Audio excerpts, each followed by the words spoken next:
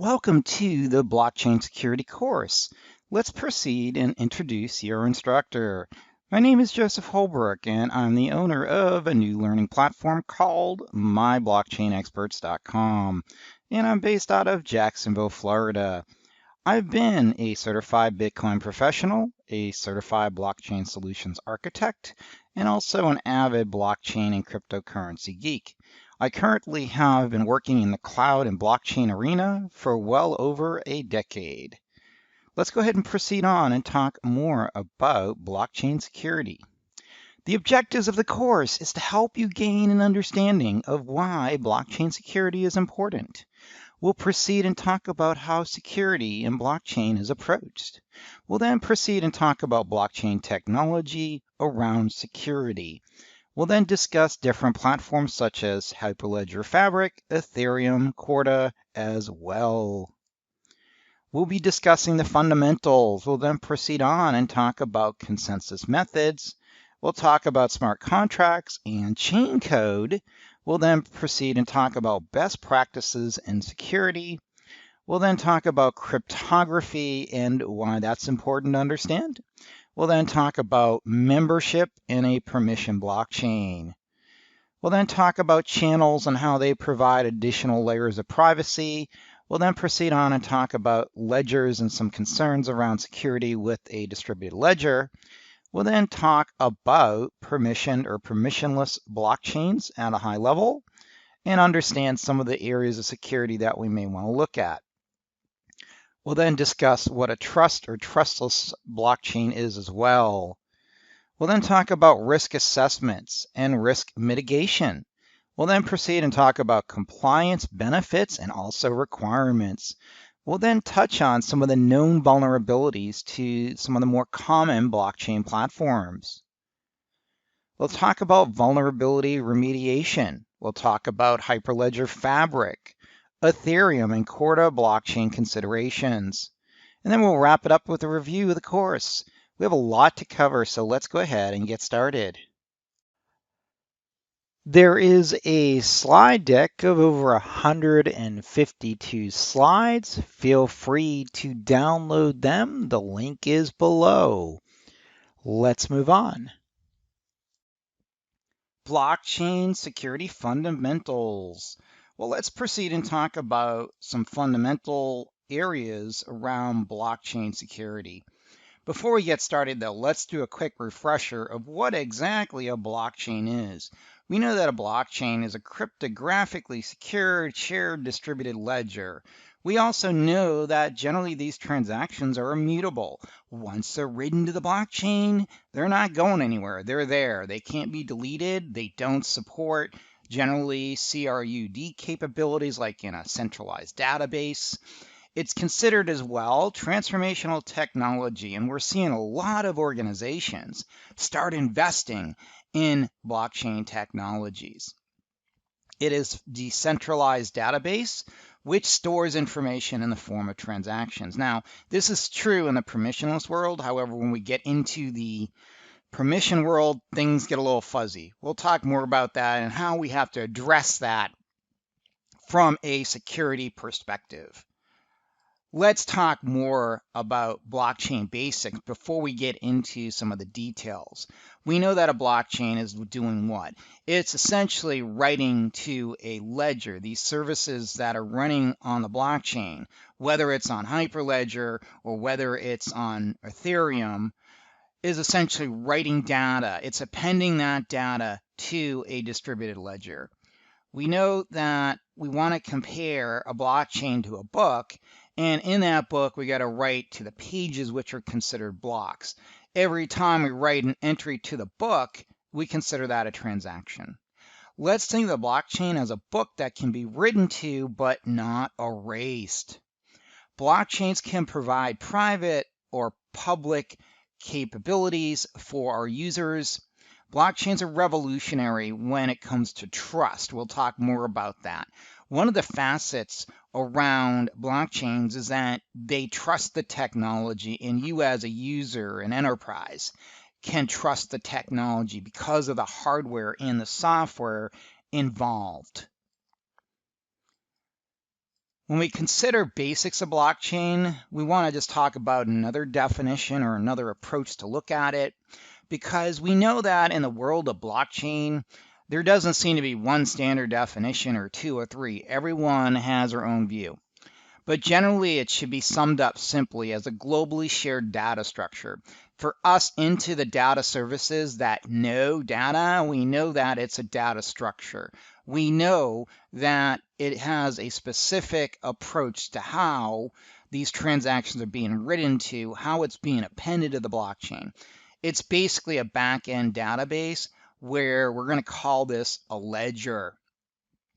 Basically, in the world of permissionless blockchains, everyone can read and write to the blockchain. Essentially, there's visibility. Another word to look at it is it provides transparency. Now, again, we're going to take this another way and talk about permission blockchains as well. That's going to be the focus of the course because most of the folks will be working mainly on permission blockchains, especially in an enterprise. When you come to change anything in the database, you need to create a transaction. You need to submit a transaction. In the world of Hyperledger, we would call that propose a transaction. The word transaction is going to apply a few things. Basically, it's stating, the first thing it's really stating is you as the user want to make an update to some data, whether it is to sell something or to update the ledger with your certification information, whatever the platform is, the goal is to change data. The second goal is to also allow the parties that are involved to be notified of a change as well. That really should be the two main things.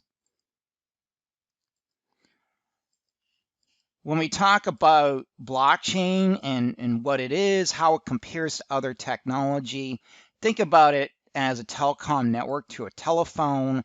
A database is centralized where the blockchain is decentralized. Blockchains are not built from new technology. So where am I going with this review?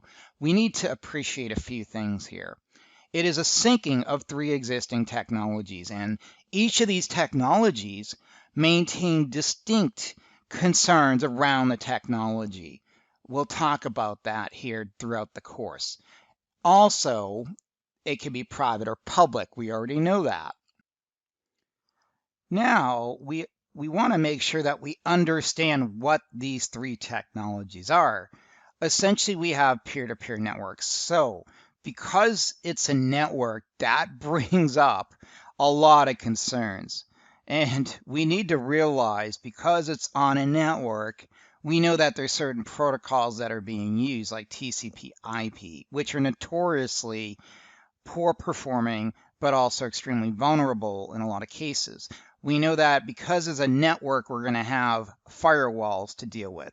We're going to have other things such as switches and routers to be concerned with in some cases. Now, we'll talk a lot more about networking coming up. We just want to make sure that you're aware that that's one of the technologies. Second technology is private key encryption. We need to use basically keys to be able to access our key management services or certificate authority. We need to use anything from PKI. We need to use SHA 256 secure certificates. Again, a lot of different protocols there at work to be concerned with. Lastly, it's a program.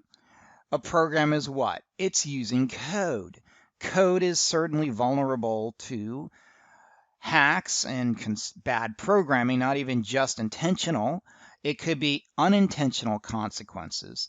So we need to look at our code. Is it written in Python, JavaScript?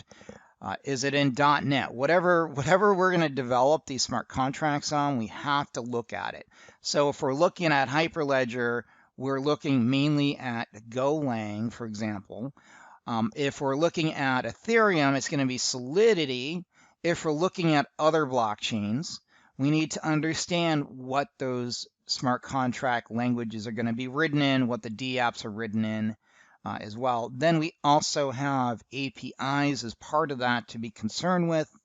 API is essentially an endpoint that you're going to connect to access the blockchain services. Now, digital identity. We need to realize that digital identity is going to take a public and private key and create this identity that you could use to reference who you are and that you're authorized to access the blockchain. This is part of the CA. Every blockchain is going to implement this a little different. This is really more true in the world of permission blockchains.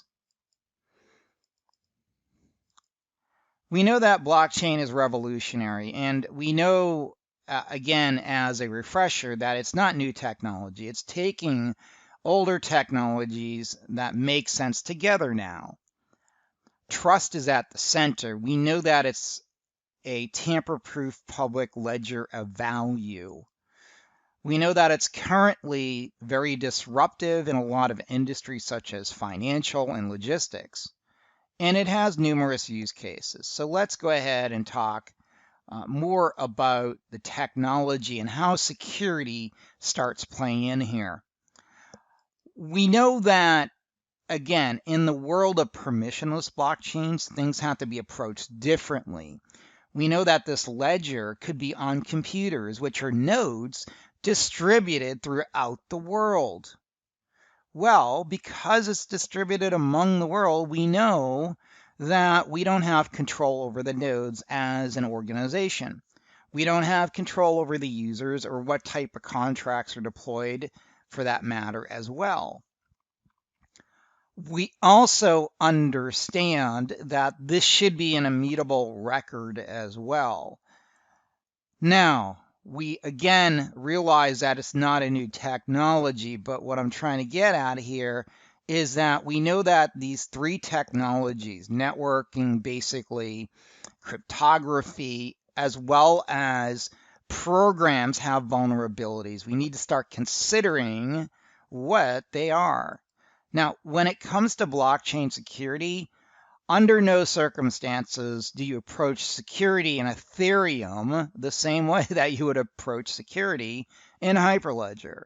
We need to realize if it's permissionless or permissioned, membership is going to be handled differently, authentication and consensus as well.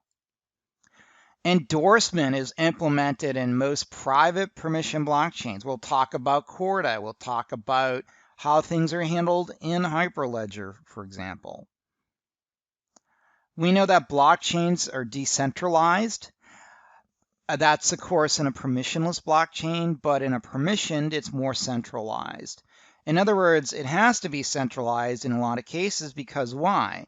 The enterprise wants to mitigate the chances of someone that shouldn't be on the network being on the network. And to do that, we have to maintain control. We need to analyze our use cases early and frequently. Blockchain security is based mainly in cryptography, and it utilizes this in a decentralized nature that provides the foundation for its security. Essentially, we're trusting the technology. Blockchains are only as secure as the infrastructure. You may have the greatest cryptography algorithm in the world. However, if you have the poorest network configuration that's available and you don't maintain a proper firewall, nor maintain your patch updates for your network services, then your blockchain is only secure as the infrastructure, the weakest link. Once again, you may have great cryptography, great membership control, but if you don't have a secure network, then everything is really game on for the hackers, essentially. Enterprise governance should be defined as well. We need to define how our blockchain services will be overseen by the organization and identify any kind of best practices compliance that needs to be addressed as well. We need to also realize that compliance can vary widely depending on the country that your data is located in, the customer base that you have. We'll talk more about compliance a little bit deeper as well. Now, we need to realize that blockchain security needs to be approached differently in a permission blockchain. We need to be able to prevent anyone from just accessing sensitive information. We needed to deny these attempts to change data, for example. We have to guard our encryption keys. We need to have strict membership. We also need to consider decentralized identity as a way to mitigate issues, for example. Now, when we talk about solutions, we want to discuss hardware and software. Let's talk about hardware first.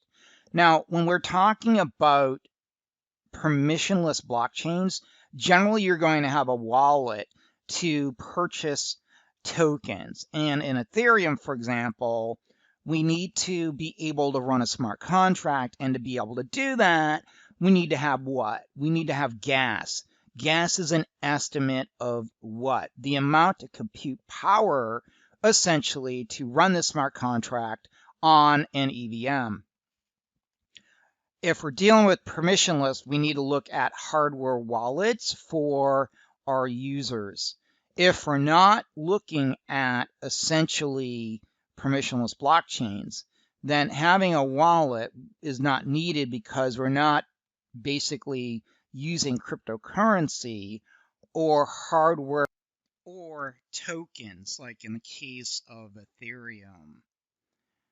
When it comes to software solutions, we want to consider, of course, our cryptographic algorithms, our digital signatures, hashing functions as well.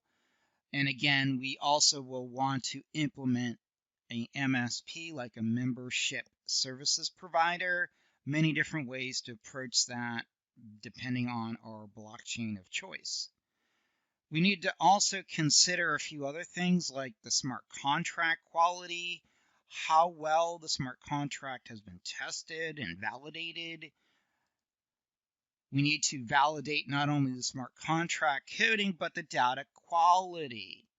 Is it possible we could be using bad data, for example? Are we also looking at possibly having network disruptions that can also provide instability in our blockchain? Is it possible our keys could get stolen?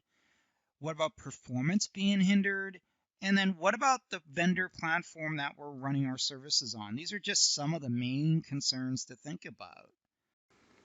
Now, when it comes to risks in our blockchain, there's a wide area of concerns that we want to consider. We want to, of course, first consider our network security risks. This could be our firewall. This could be our network protocols that we use. This could also be access to the network. Could also be our directory services, depending on how we design our network. The poor design of the blockchain itself could be a factor. API exposure and vulnerabilities that could go with it. We also have to realize that our membership provider could have vulnerabilities as well. We need to consider key management and how we handle our keys as well. Now, malware and viruses can certainly happen. We need to look at those. We're going to be talking more about malware and viruses more in detail throughout the course. And attacks that can happen, such as a 51% attack, and also too a DDoS attack can also occur on some of the blockchains as well. Now, when it comes to best practices, again, we'll talk a lot more about this, but we want to really consider having smart contract code audits. We want to have DevOps in place. We want to look at due diligence for our code base. Now, I just want to point out one thing about DevOps. DevOps, again, is an interesting process, and it needs to be applied with a little bit of different care than what you would normally do if you're deploying typical software. However, DevOps can certainly work in the blockchain world, and I'll discuss more about that in the upcoming lectures. Now, due diligence. We need to realize that our code base may very well be public code base. And in most cases, it's secure, it's been well tested, but we need to pay attention to the code base that we use. Again, there could be vulnerabilities just waiting in wait for an opportunity to come out, really. Now, we need to look at our API and endpoint management. Now, an endpoint is essentially what? It's an on-ramp to the blockchain service. For example, in Hyperledger, we would be considering our BNA configuration, for example.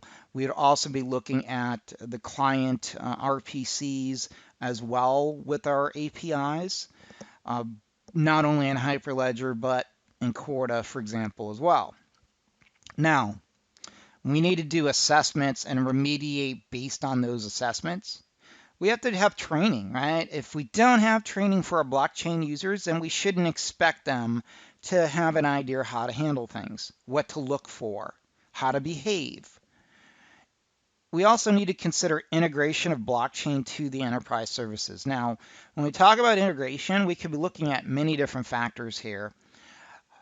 For example, if we're trying to use a platform that's Hyperledger based and we want to do an off-chain to a third-party service, or we want to off-chain to enterprise services, and this can be done via what's called an oracle, then we need to consider not only our API connections, but the language that we develop in.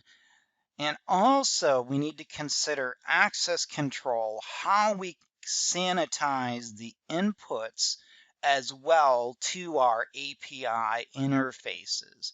A lot more here to talk about. We're just getting started. So let's go ahead and move on to the next module.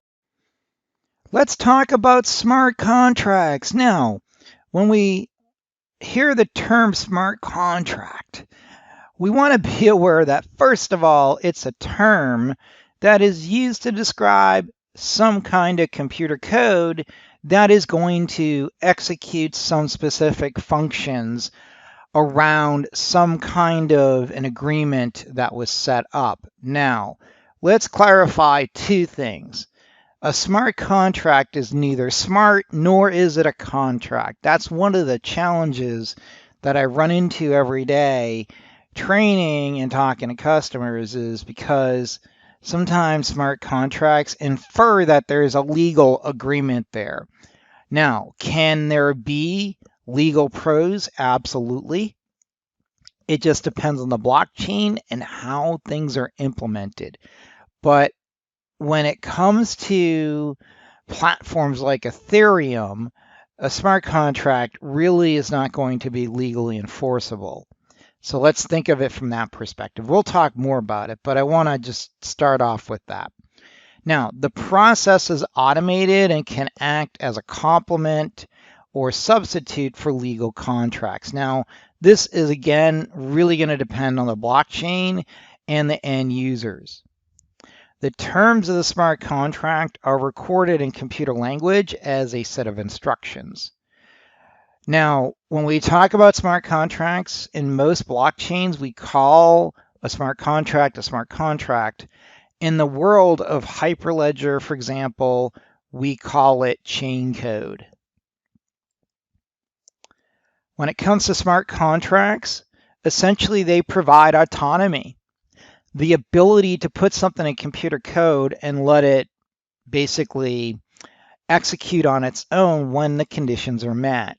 Trust. We trust the code to do what it's supposed to do because it's coded in to only do one thing. It's not going to make decisions. We're not talking about some kind of manual effort that a mistake can happen with. A backup, basically, when we deploy smart contracts, these are deployed on every node that we're deploying the smart contract on in most blockchains. So for example, when you deploy in Ethereum, it's running on the EVMs. When you deploy in Hyperledger, you have to install the chain code on the nodes that you want to run the smart contracts on.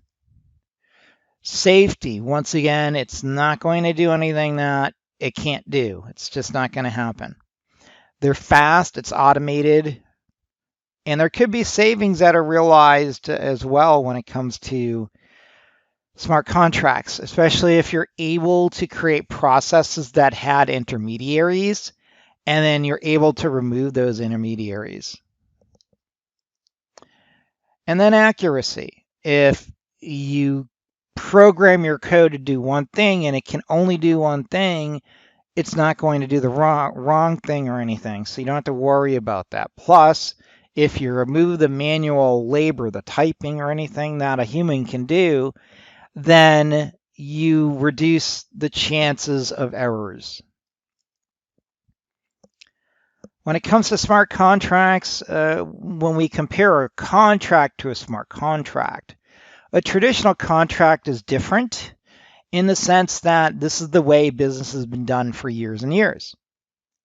Go out and get an attorney, draw up paperwork, you basically submit whatever you need to meet the contract. If you're selling something, provide the funds, whatever that requirement is. Usually you need to have a physical presence. You have to sign the paperwork. You have to have an attorney. Again, that's your traditional contract. Smart contracts are basically going to execute quicker. They're not going to have any kind of manual labor in the sense. And again, they could be somewhat cost effective as well.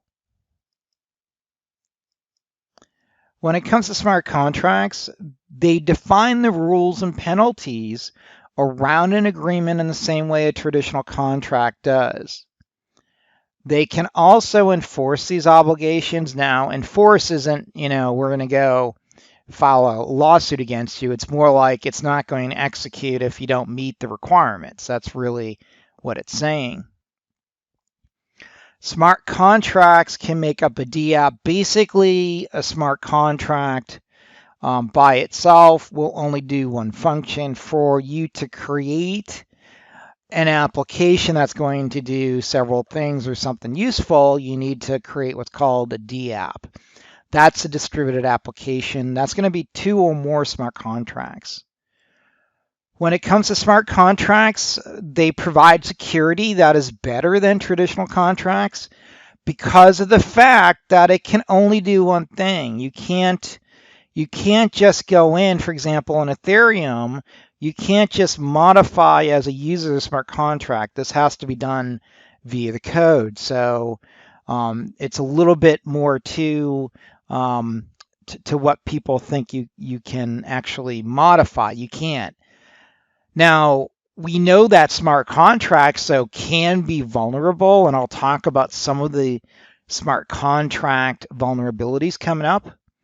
But basically, a smart contract, again, is really meant to cut costs. On Ethereum, they run on the EVM, and then we know a DApp is going to be running on Ethereum as well, but these DApps are complex smart contracts. When it comes to functions of a smart contract, there's 2 functions typically in a smart contract. In most blockchains, we have a constructor function and a fallback function. The constructor function is going to be sort of similar to an init, initialization. Now, like in Hyperledger, things are a little different in the sense that you're going to have to call separate functions and they're a little different. We'll talk about that in the Hyperledger section. But basically, just realize that at a high level, you have to have some kind of a constructor function and a fallback function.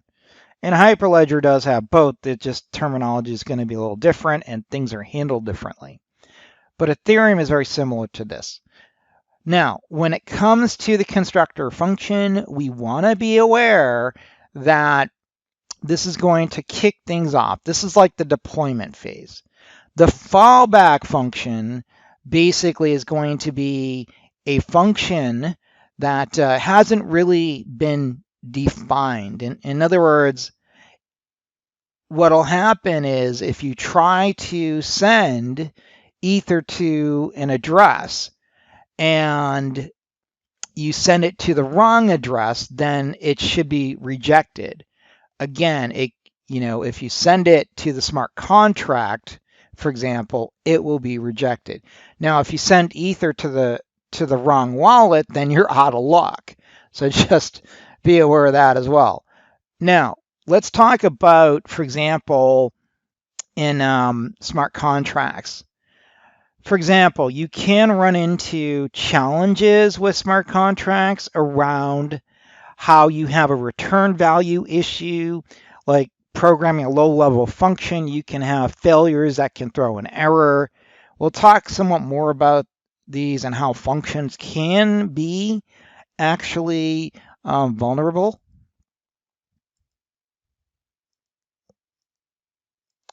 When it comes to enforcement of a smart contract, we want to be aware that Ethereum, for example, states that all modifications to a contract's data must be performed by the code. In other words, you as a user can't actually directly modify it. Modification of a contract's data requires a blockchain user to send requests to its code. In other words, you got to go ahead and do this in a proper order. You then basically send a request. That request is received. It's going to kick off a basically initialization process, and also will check permissions, etc., to see if that can be allowed or not. Now, one more thing about modifications.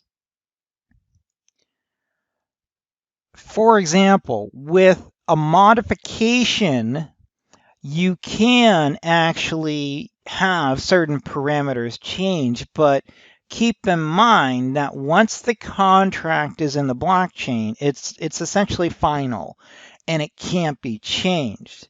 Now, there are parameters that can be changed if that's allowed with the original code that's used. Basically, one of the things to think about, your developers will of course want to pay attention to this, is perhaps create a versioning system for your smart contracts. To do that, you want to pay attention to the code that you're using, the Solidity version you're using, also to the Ethereum version, the release basically.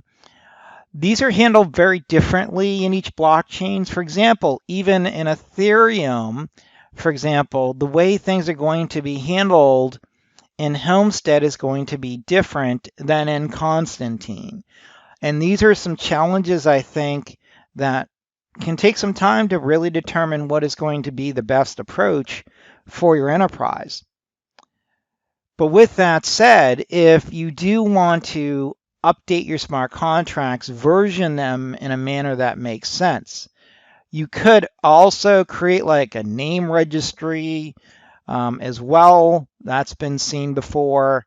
But with that said, you may just have to pay attention to how you logically code and also to the code that's in your library as well. With that said, there's a lot more to, of course, smart contracts. It's more of a development discussion than anything. But basically, a traditional database is going to enforce a stored procedure. This is, again, predefined rules. And essentially, smart contracts are doing what?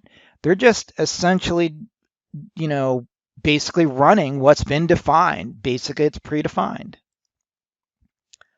When it comes to enforcement, one of the things to think about is that, again, we know that if we have to modify anything to the contract's data, the code has to do it. And as long as it's authorized by the code, and remember, it depends on the type of code we're looking at. We have a lot of other things to consider. We need to look at, for example, the compiler versions, the memory layout, the contract's initialization, the functions, the proxies that are used, the Ethereum internals, for example, when we talk about Ethereum. There's a whole laundry list of basically development-related challenges to address with smart contracts. But what I'm trying to get at here is it's not exactly something you can do with the smart contract easily to modify it. You want to version it. You want to pay attention to your releases. Modification of the data, you have to send the request to the code. It kicks off a process. And if it's able to compile, great. If it can't, it won't.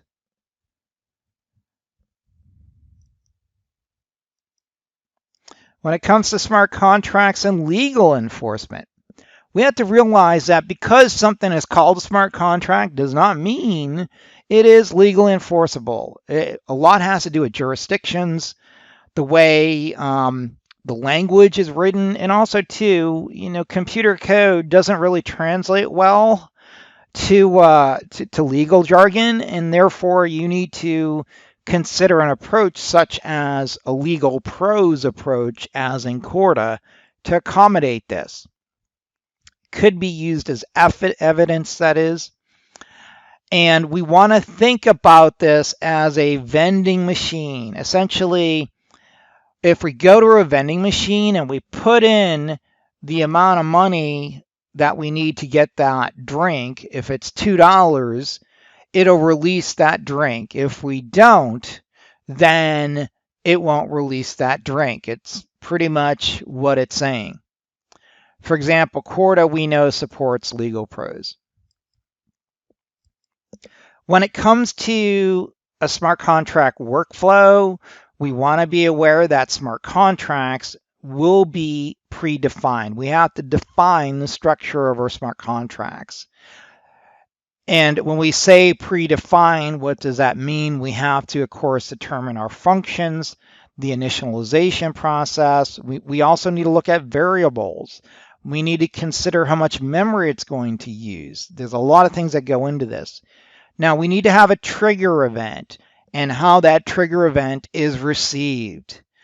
Essentially, if someone drops an Ether into your wallet, then it will trigger an event to send off an email to say thank you for donating to my Ethereum wallet. Now, are things that easy to do? Not really, because we know that in Ethereum wallet, we don't know how to address, for example, easily from a recipient perspective, who's sending us what. So we need to tie in some additional code to help identify who is sending us, like Ethereum funds, for example, like the from wallet address, and how do you identify the from, for example. So there's a lot more to that. So we need a trigger event. Whatever that is, we need to identify it.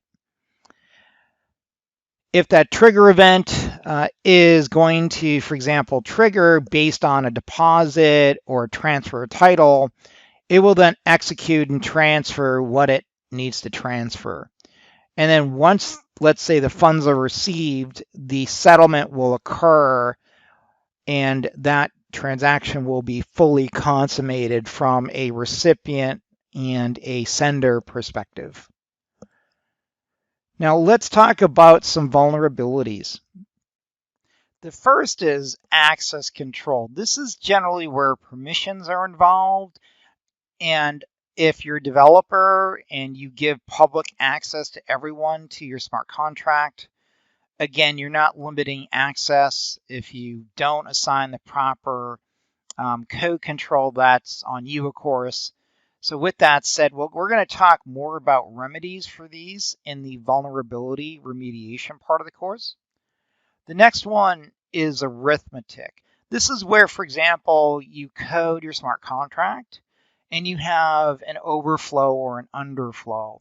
This is generally going to happen with a cryptocurrency-based contract that you're trying to update balances. Is it possible someone can create a wraparound or cause an issue that might affect the results or the output? Absolutely. We'll talk more about that in the upcoming section. Return value is basically where a value is not checked properly and it's throwing an error. Reentrancy is an interesting one because what this does is essentially creates a double spend where this is really initiated by a withdraw function in a smart contract, And this results in a situation where the fallback function is called, and because it's called, it's possible to withdraw the amount twice if the smart contract isn't updated in time. With that said, it's a common issue if you're not paying attention in the cryptocurrency world. Now, a DOS attack is exactly what it sounds like, a denial of service. This is where a smart contract can be rendered essentially useless by having basically a DOS attack basically implemented upon it. And that's usually done because of loops or what's called a recursion. We'll talk more about that as well in the upcoming modules. Bad randomness. This is generally a result of getting random numbers and not handling them appropriately. Race conditions. Now, a race condition is essentially what it sounds like. This is where you have essentially a task going on, and because the task is going on, you have typically several programs competing against each other. We'll go ahead and talk more about that as well. And then a short address is again a common issue as well. If you're not paying attention, it's a function issue. And then a timestamp dependence. This is again based on, for example, if you have a smart contract being designed and you create this at a specific time and the smart contract has a timing issue, specifically around block timestamps, this can come up as well. We will talk more about that in the later modules. Blockchain consensus. When it comes to blockchains and how consensus is reached, it's really important to understand that each of the different blockchains out there on the market, whether they're enterprise or not, have different approaches to consensus. Now, some have mining, some do not. The reality is that if it's an enterprise platform, it probably doesn't have mining. But we do want to understand what mining is, especially in the case if we do choose to use Ethereum and understand some of the vulnerabilities that could be exploited around Ethereum, for example. Now, we want to do a quick review of some of the consensus methods in case you may not be aware of that. So let's talk about mining first. So what is mining?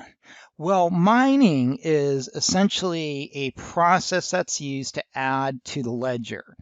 Now, basically, the nodes, the miners on the blockchain, are basically racing or competing to write to the blockchain.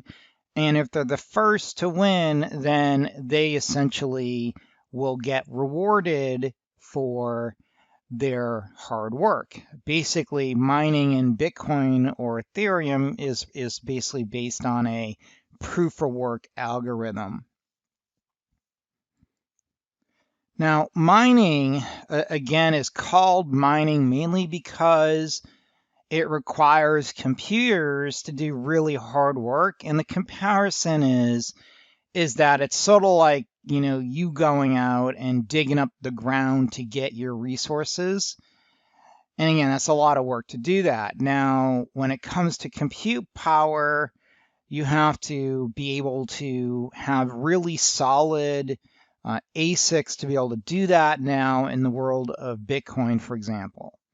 But with that said, we need to realize too that because the computers that are on the network, there could be, hundreds or thousands depending on the state of the blockchain.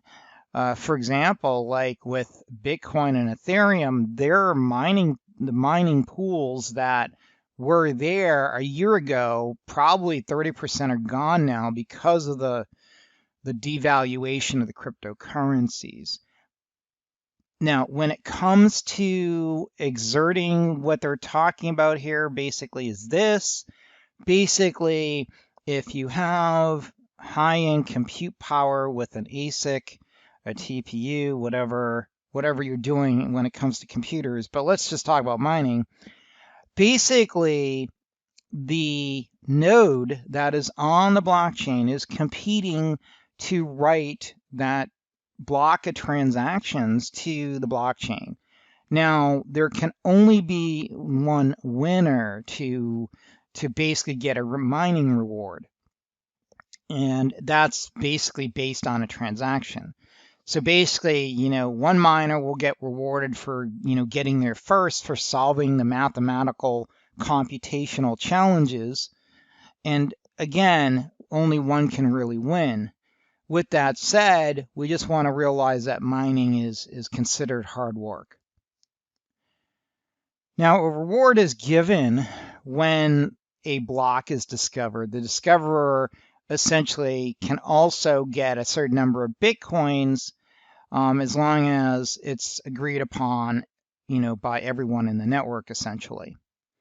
And that's why mining was really profitable for a while there, because again, if you were getting Bitcoin one day and it's, $3,000 a Bitcoin and you get 2 Bitcoin for mining, let's say, one transaction, that's a pretty good return.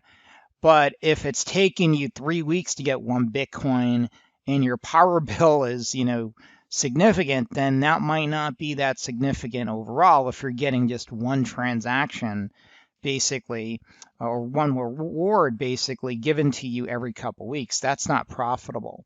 Now, there's bounties in Bitcoin. Basically, every 210,000 blocks, that reward is cut in half.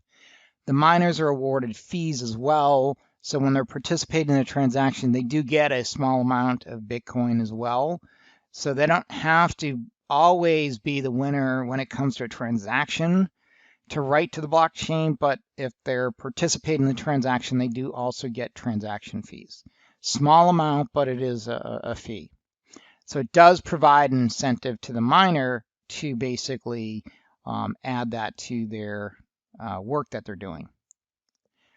When it comes to algorithms, basically the common ones are proof of work, proof of stake, DPoS, BFT, and DAGs.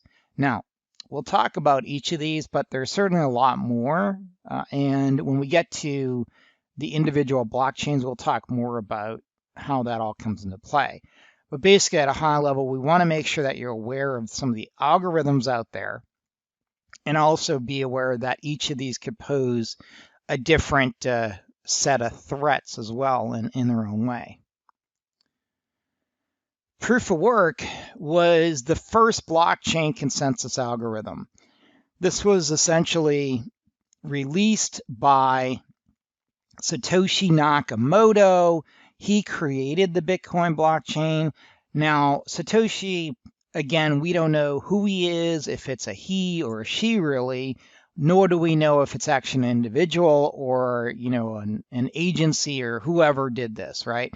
So that's the thing. No one knows who this person is. He sort of disappeared off the map.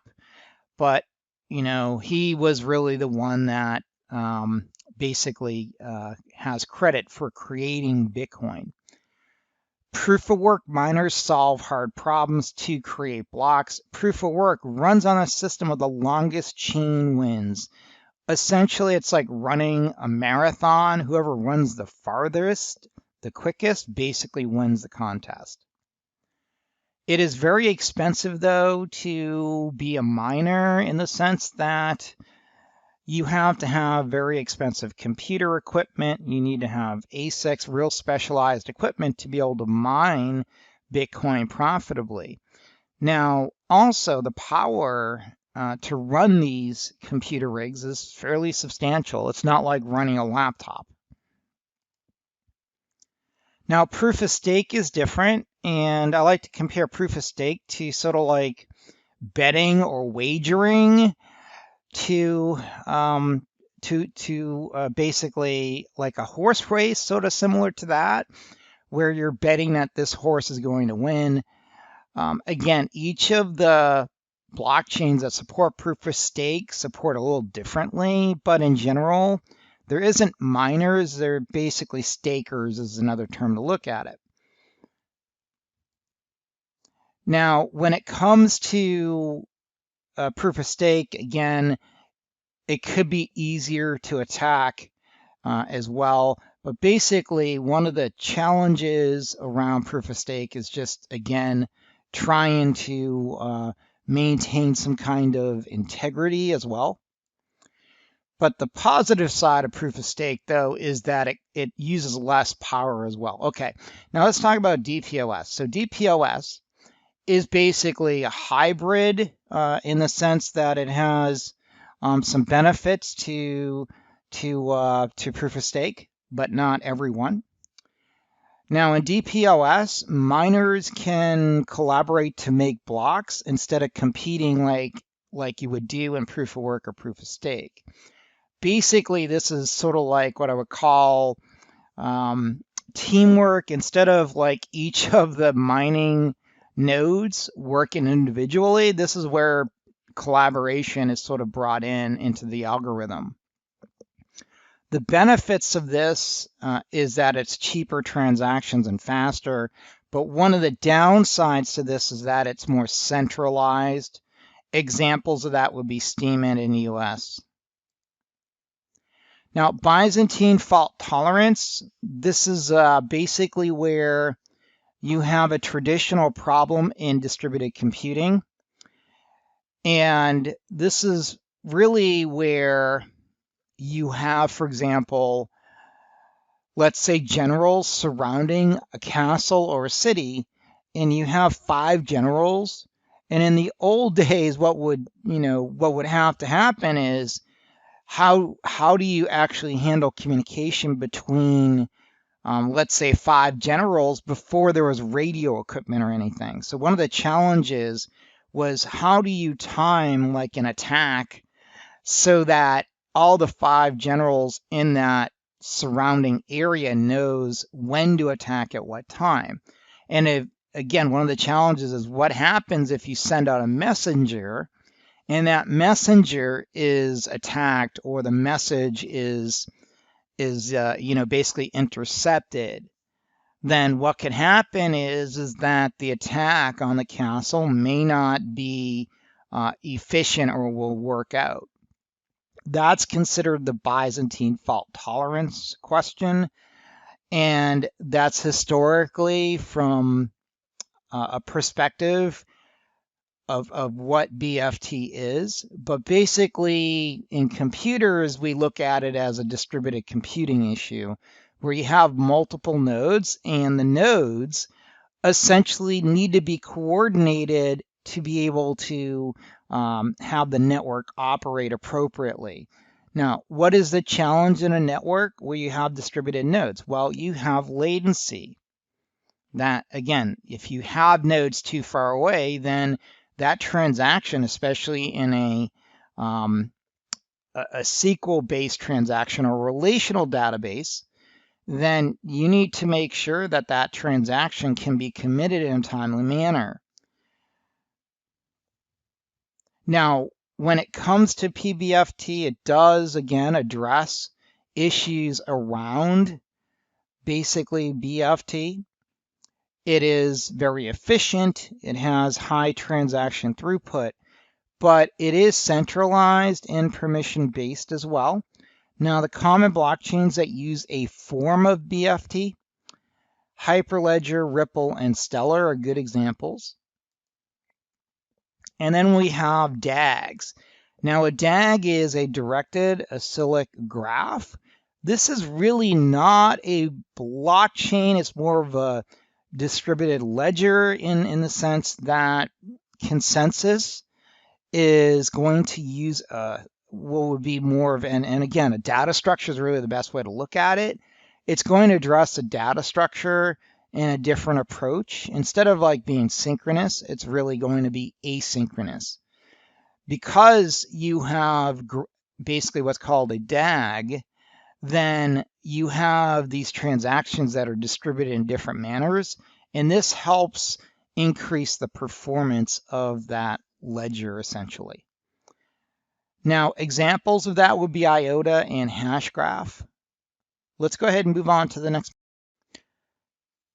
When it comes to deploying any kind of software or code, it's important to understand what are some of the best practices that go along with deploying code, for example. Let's talk about some of the areas that you'd want to consider around deploying smart contracts or any kind of blockchain related service. When it comes to best practices, these, of course, will revolve around the development of your smart contracts. This is again where most of the work will come in determining what you need to deploy, when you have to deploy it, how do you modify facets around your smart contracts. And we already know that that's not that simple. So we have to consider best practices for smart contracts.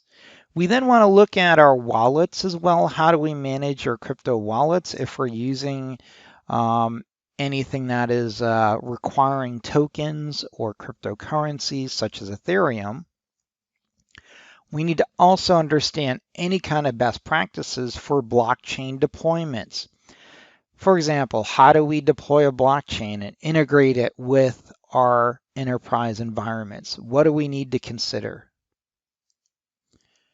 One of the first things we want to consider is anytime we're deploying any kind of software is to have some kind of a best practice around software development. Now, when it comes to software development, usually you would see software development life cycles implemented.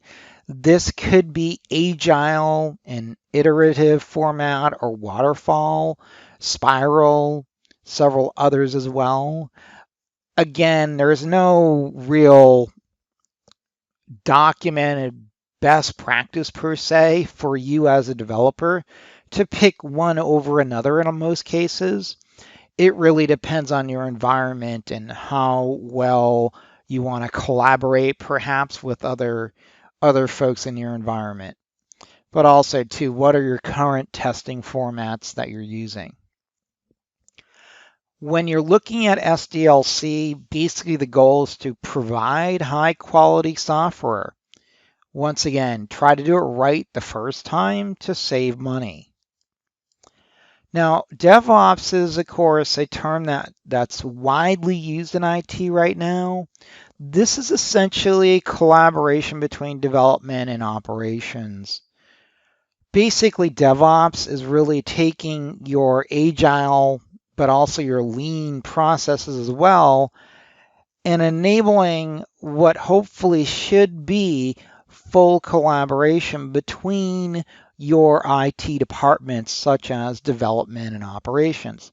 Now, DevOps could also include QA or test. It doesn't have to be just ops and dev. It all depends on your environment. Blockchain and DevOps can provide benefits to the organization. Now, most of the benefits will be provided around how smart contracts are going to be audited, for example. We want to understand our audit policies. We also want to make sure that when we deploy our smart contracts, that we try to minimize any kind of what's called typically source code overflow, where we're not actually doing proper um, testing code maintenance. For example, you may want to set up a GitHub or some kind of repository for your development, your production, your tests, and QA to make sure things are in order. Have a versioning system in place. And then when we consider smart contract releases, we want to have a release cycle. We want to make sure that we have a proper schedule. We don't want to churn our code. We don't want to make mistakes. We also want to make sure that we deploy our code on the right network. Once again, it's common to want to test as quickly as possible, but you don't want to test in the wrong manner. When it comes to source code too, look at how you validate your source code. Make sure you use a validator tool, for example. Do ensure that you follow the best practices for that blockchain development. Now, if you're using Ethereum, there's a lot of documentation out there. For example, and this is just one example that you could consider for your source code with Ethereum, is to use what's called a bytecode validator. If you go to the link there, it'll bring you over to what's called the Ether bytecode verifier.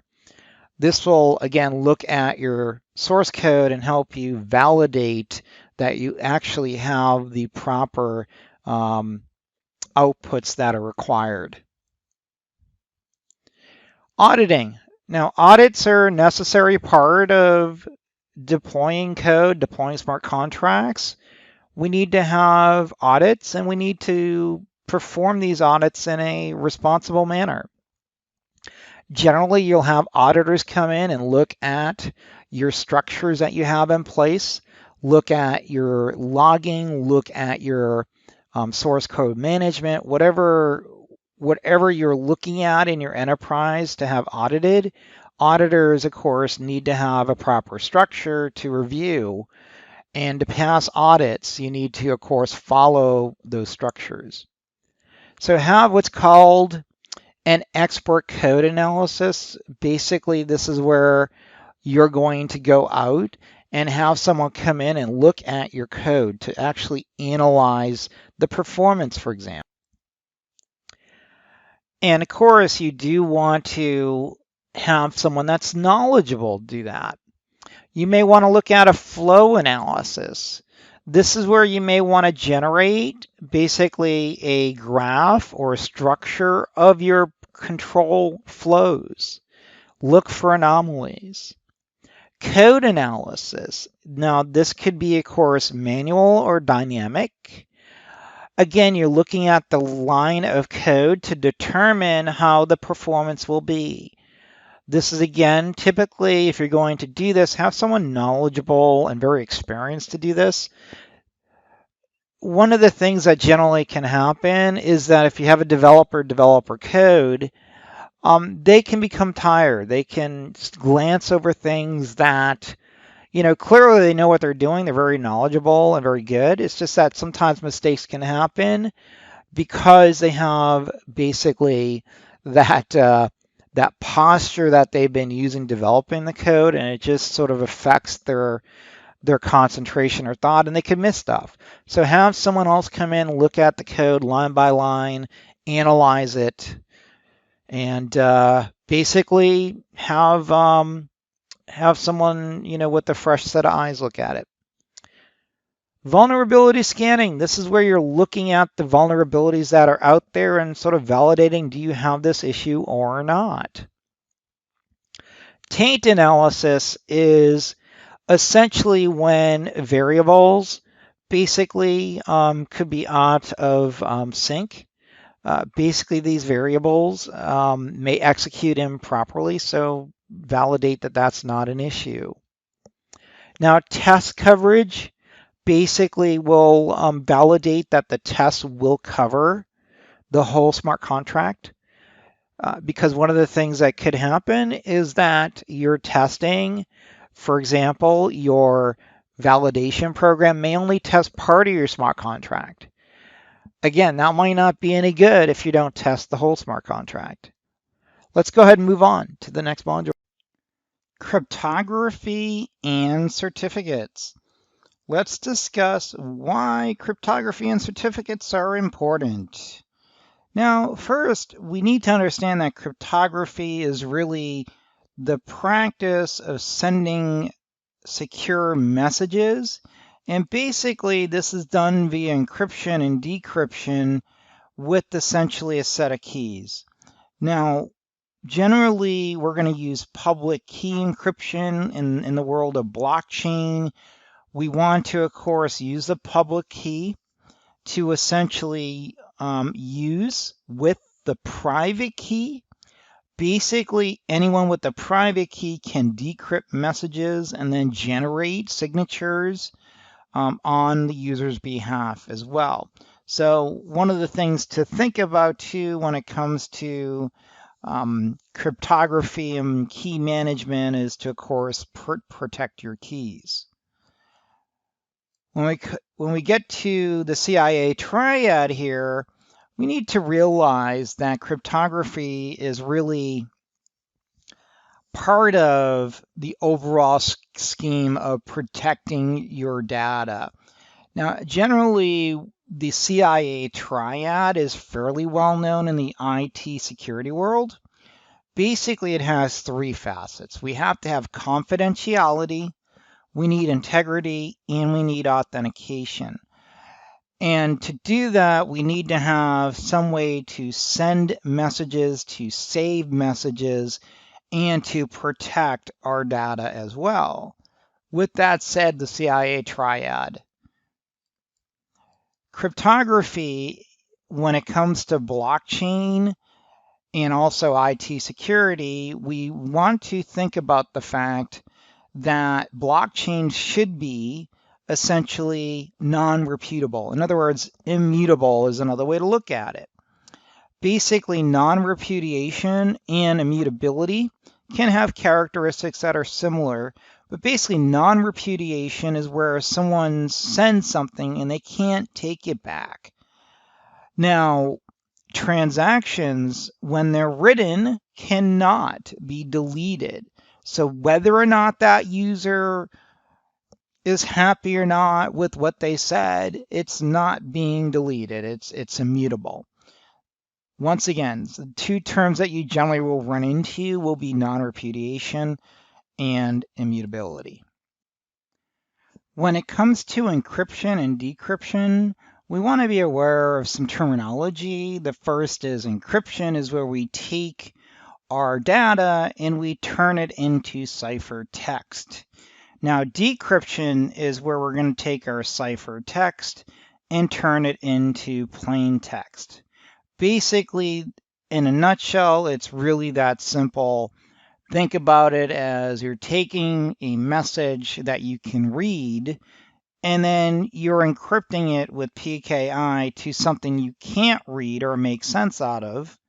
And then after that, when you want to have it opened by the receiver, they're going to do what? Use their keys to do what? De-encrypt. And that turns it into plain text. When it comes to a workflow of cryptography, we want to be aware that we're going to have plain text, we're going to have it encrypted, we're going to have it turn into ciphertext essentially as part of the process. It'll be de-encrypted, and then it'll be plain text again. Certificates. Now, as part of this process, we need to have some kind of certificate, basically keys, basically stating that here's the format that we're using, here's the certificates that will be used, here is the certificate revocation list. Now, the revocation list is basically going to be a list of certificates that aren't valid anymore.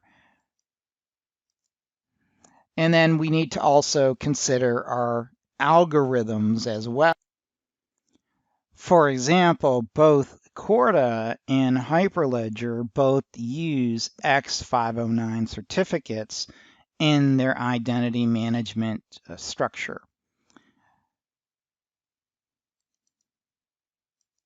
When it comes to certificates, we need to have these to identify that the sender and the receiver are actually the correct people that should be sending and receiving messages. These essentially act as secure identifiers. The certificate is tied essentially to a public key value, which is then associated with that specific certificate. Now, hashing. Hashing is going to be done because it's part of being able to have that message basically turned into randomness, essentially. Basically, when we look at hashing, it's a way to provide a unique output based on a unique input. Basically, the same data will always map to the same hash. Sort of the way to consider that. Now, I do have a hashing demo at the end of the course in the demo section for those that are interested. Certificate authority, what is that? Well, we need to have some kind of a control system for our certificates and to manage certificates appropriately. For example, if we're going to have membership and users, we need to have a way to provide authorization to our user base and also identify essentially as well. And a specific certificate will allow us to basically identify who is accessing our system, basically who is authorized. Now, in some of the blockchains, like this is, for example, in Hyperledger, a specific client application or an individual may have several certs, not just one. For example, in Hyperledger, you have e-certs and t-certs. Basically, the e-cert is going to allow you to be a member of the blockchain, and then the t-certs are going to allow you to perform transactions. Each t-cert is basically one transaction. That's pretty much what it looks like, right? Now, certificate authority, we need to understand that we need to use certificates that are going to be standard in the industry, that are going to meet the requirements. There's also extensions on how the certificates are going to be referencing the key identifiers, for example. And when it comes to some of the key extensions that you need to be concerned with, again, we're not going to cover all of these, but just more of a touch and go. We want to just be aware that there's extensions that we need to understand as part of a certificate authority. Let's go ahead and move on to the next module. Now, I'm over here at the anders.com blockchain hash demo page.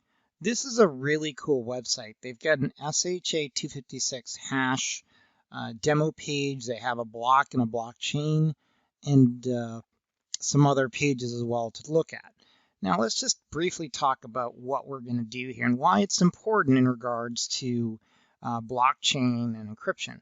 Now, generally, a hash algorithm, what it's going to do is take that data that I'm going to enter and put it basically into what's called a fixed length hash.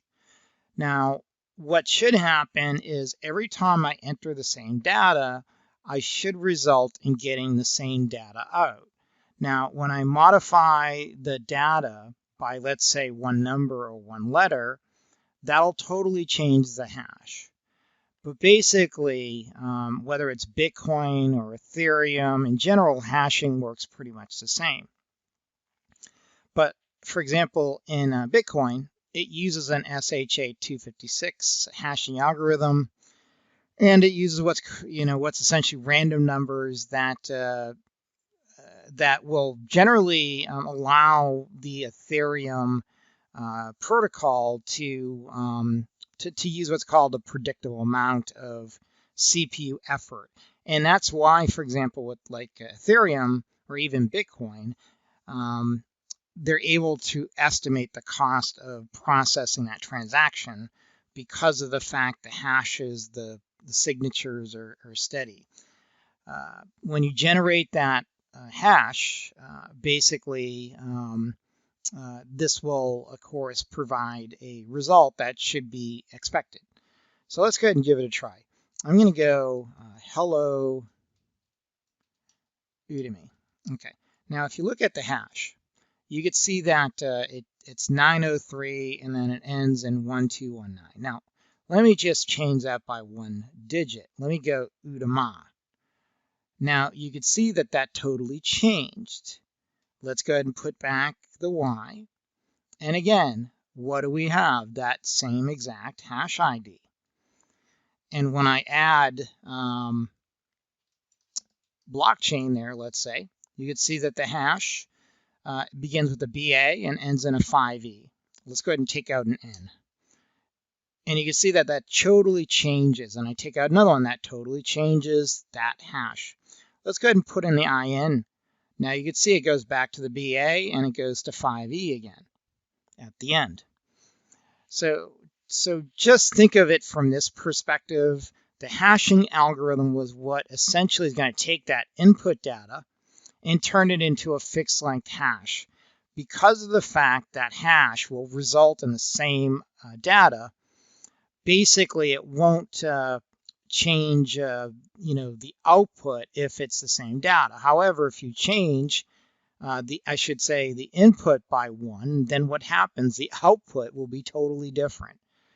But basically, just like any compute data, for example, these are going to be large numbers, and typically too, it's going to be written in down here. You can see it's hexadecimal.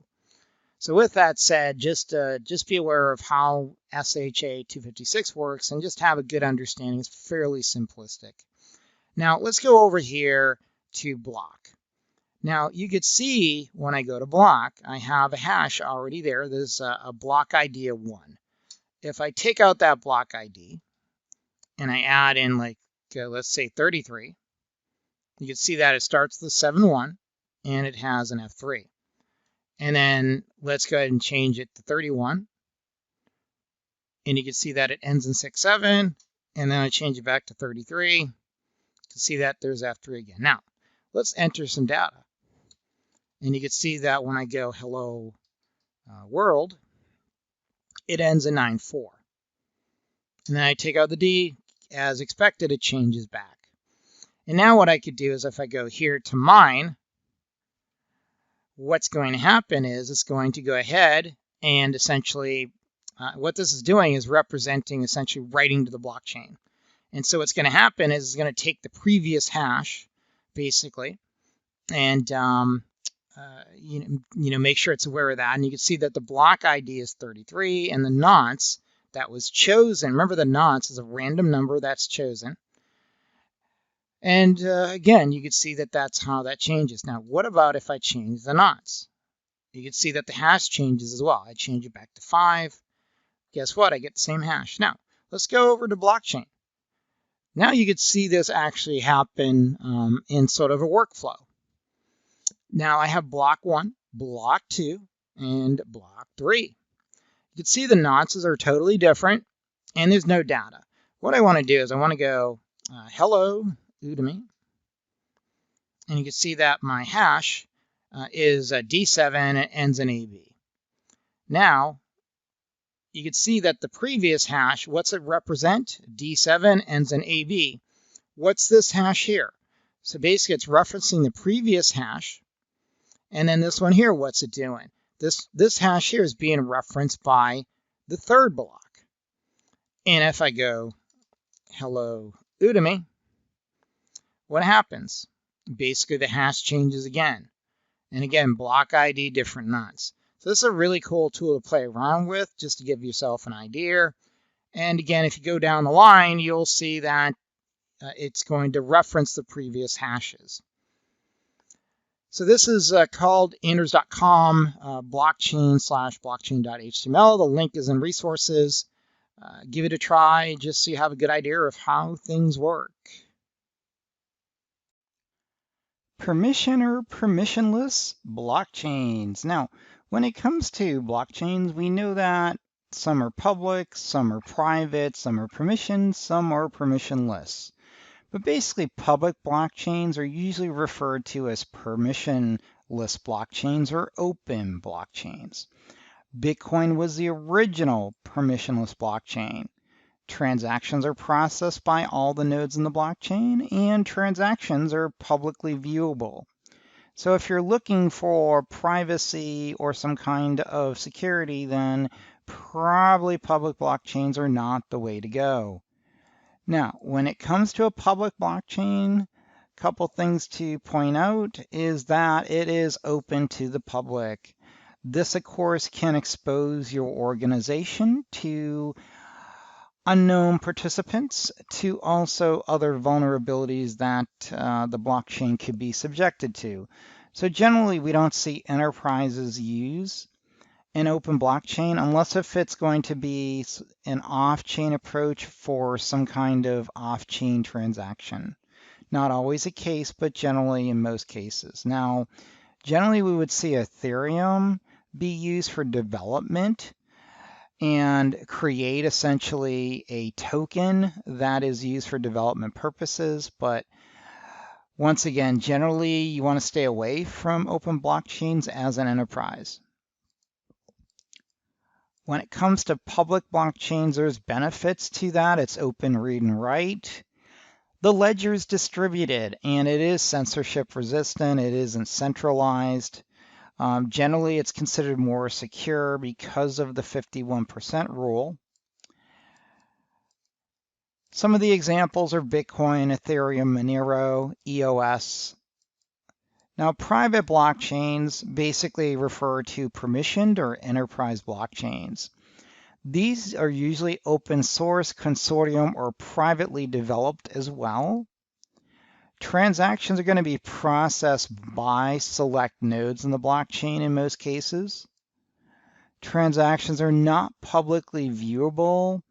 Now, that's the public. That doesn't mean that they're not viewable to any of the authorized participants in the blockchain.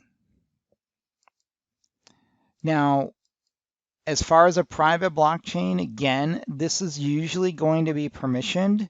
It's typically a consortium-based as well. The consortium-based blockchains are Hyperledger, R3/4, for example. And generally, the consortium members that are using these types of blockchains have interests and have provided some kind of support or some kind of financial guidance or technical guidance to help facilitate some of the features and functions of the consortium blockchain. For example, with Corda, you had several organizations get together initially to start developing a blockchain service. Hyperledger, again, has consortium members. There's over 200 members, at least at the time of writing. When it comes to private blockchains, again, we know that they're private. It's a consortium blockchain as well, and typically permissioned in most cases. Now, can you deploy Hyperledger in your environment and not have any other nodes that are outside your organization? Absolutely. But again, the blockchain software and services was really developed by a group of consortium members. Private blockchains have benefits. Now, let's just cover some of the benefits. Enterprise permission, that's the main thing. From a security standpoint, you control access. However, because it's private, you have less nodes, less scalability in the sense of the number of nodes. Now, you also have geographic, basically, locality in most cases. So for example, you can get faster transactions by reducing the number of nodes.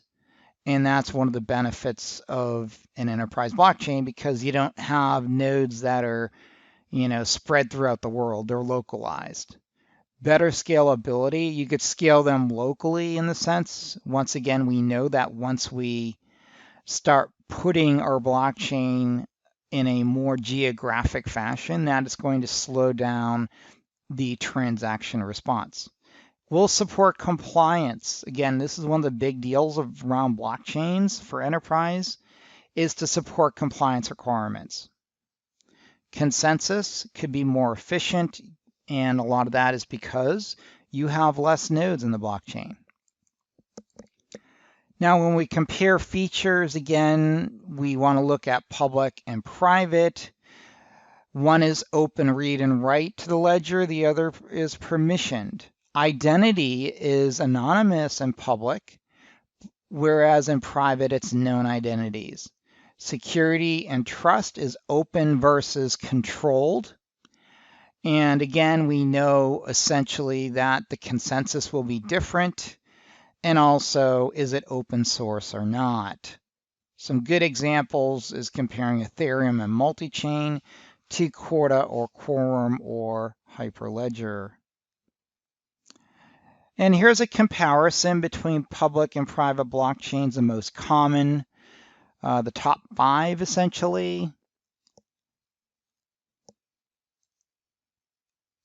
And when we consider permissioned or permissionless, some things you want to take into account could be everything from governance to the industry vertical that you're in, to smart contract functionality, cryptocurrency requirements, consensus, costing, integration as well. Let's move on. Let's talk about channels and what they are and why they're important, especially around blockchain security and more specifically privacy. We want to have channels in our blockchain services to help us basically communicate or send transactions in a private and confidential manner. Generally on a blockchain that is not built for having channels, then what would happen is if we make a transaction, then that transaction will be essentially propagated to every node on the blockchain, and therefore everyone else is going to know about it. But what about if you didn't want everyone else to know that this transaction is going on? What about if your competitors are on the same blockchain as you? How do you handle that? Channels serve that purpose. They provide security and privacy. Now, these, of course, can be implemented differently in different blockchains. Corda and Hyperledger do offer channels, and they have some similarities, but they also have differences. For example, in Hyperledger, the channel's defined by each component in the network, and then you have what's called an anchor peer per member, and you also have a ledger, a chain code application, and also OSNs in the channel.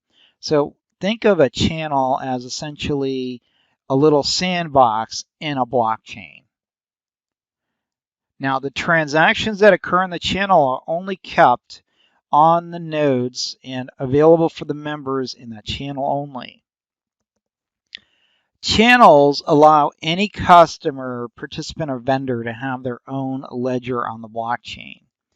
Each of the parties participating need to be authorized to transact on the channel.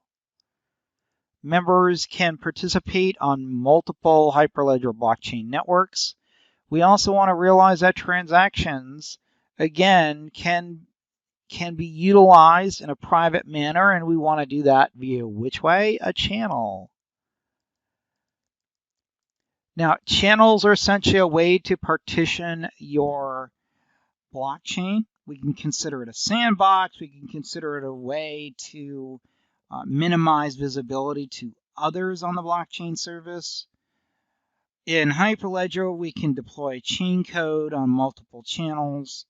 That's pretty much the way you'd want to approach it. And again, we then would have a Genesis block as well as part of the ledger on that channel. When it comes to channels, we want to realize that peers are connected to the channel, and any peers connected to the channel can receive the transactions that are broadcasted on that channel. Consensus takes place within a channel by the members of the channel only. So if you have 4 nodes on the channel, but you have 30 in your blockchain, only those 8 nodes or 4 nodes, whatever the division is that you're using for your channels, only those members can see or hear what's going on and can participate in the ledger activity.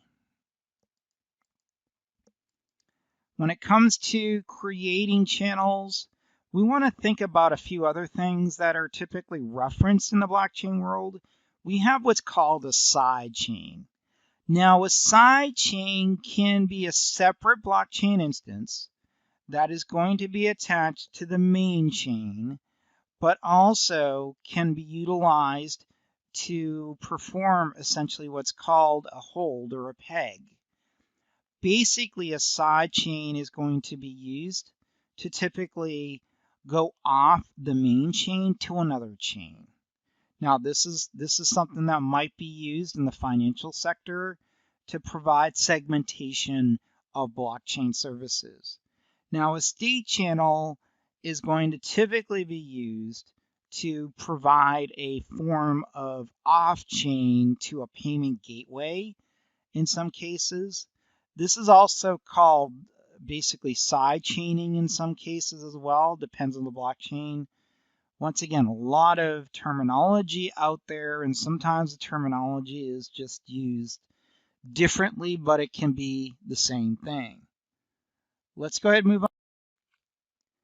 Identity and access management. Now, in a permission blockchain, we of course need to have some way to validate and identify who is who for various reasons.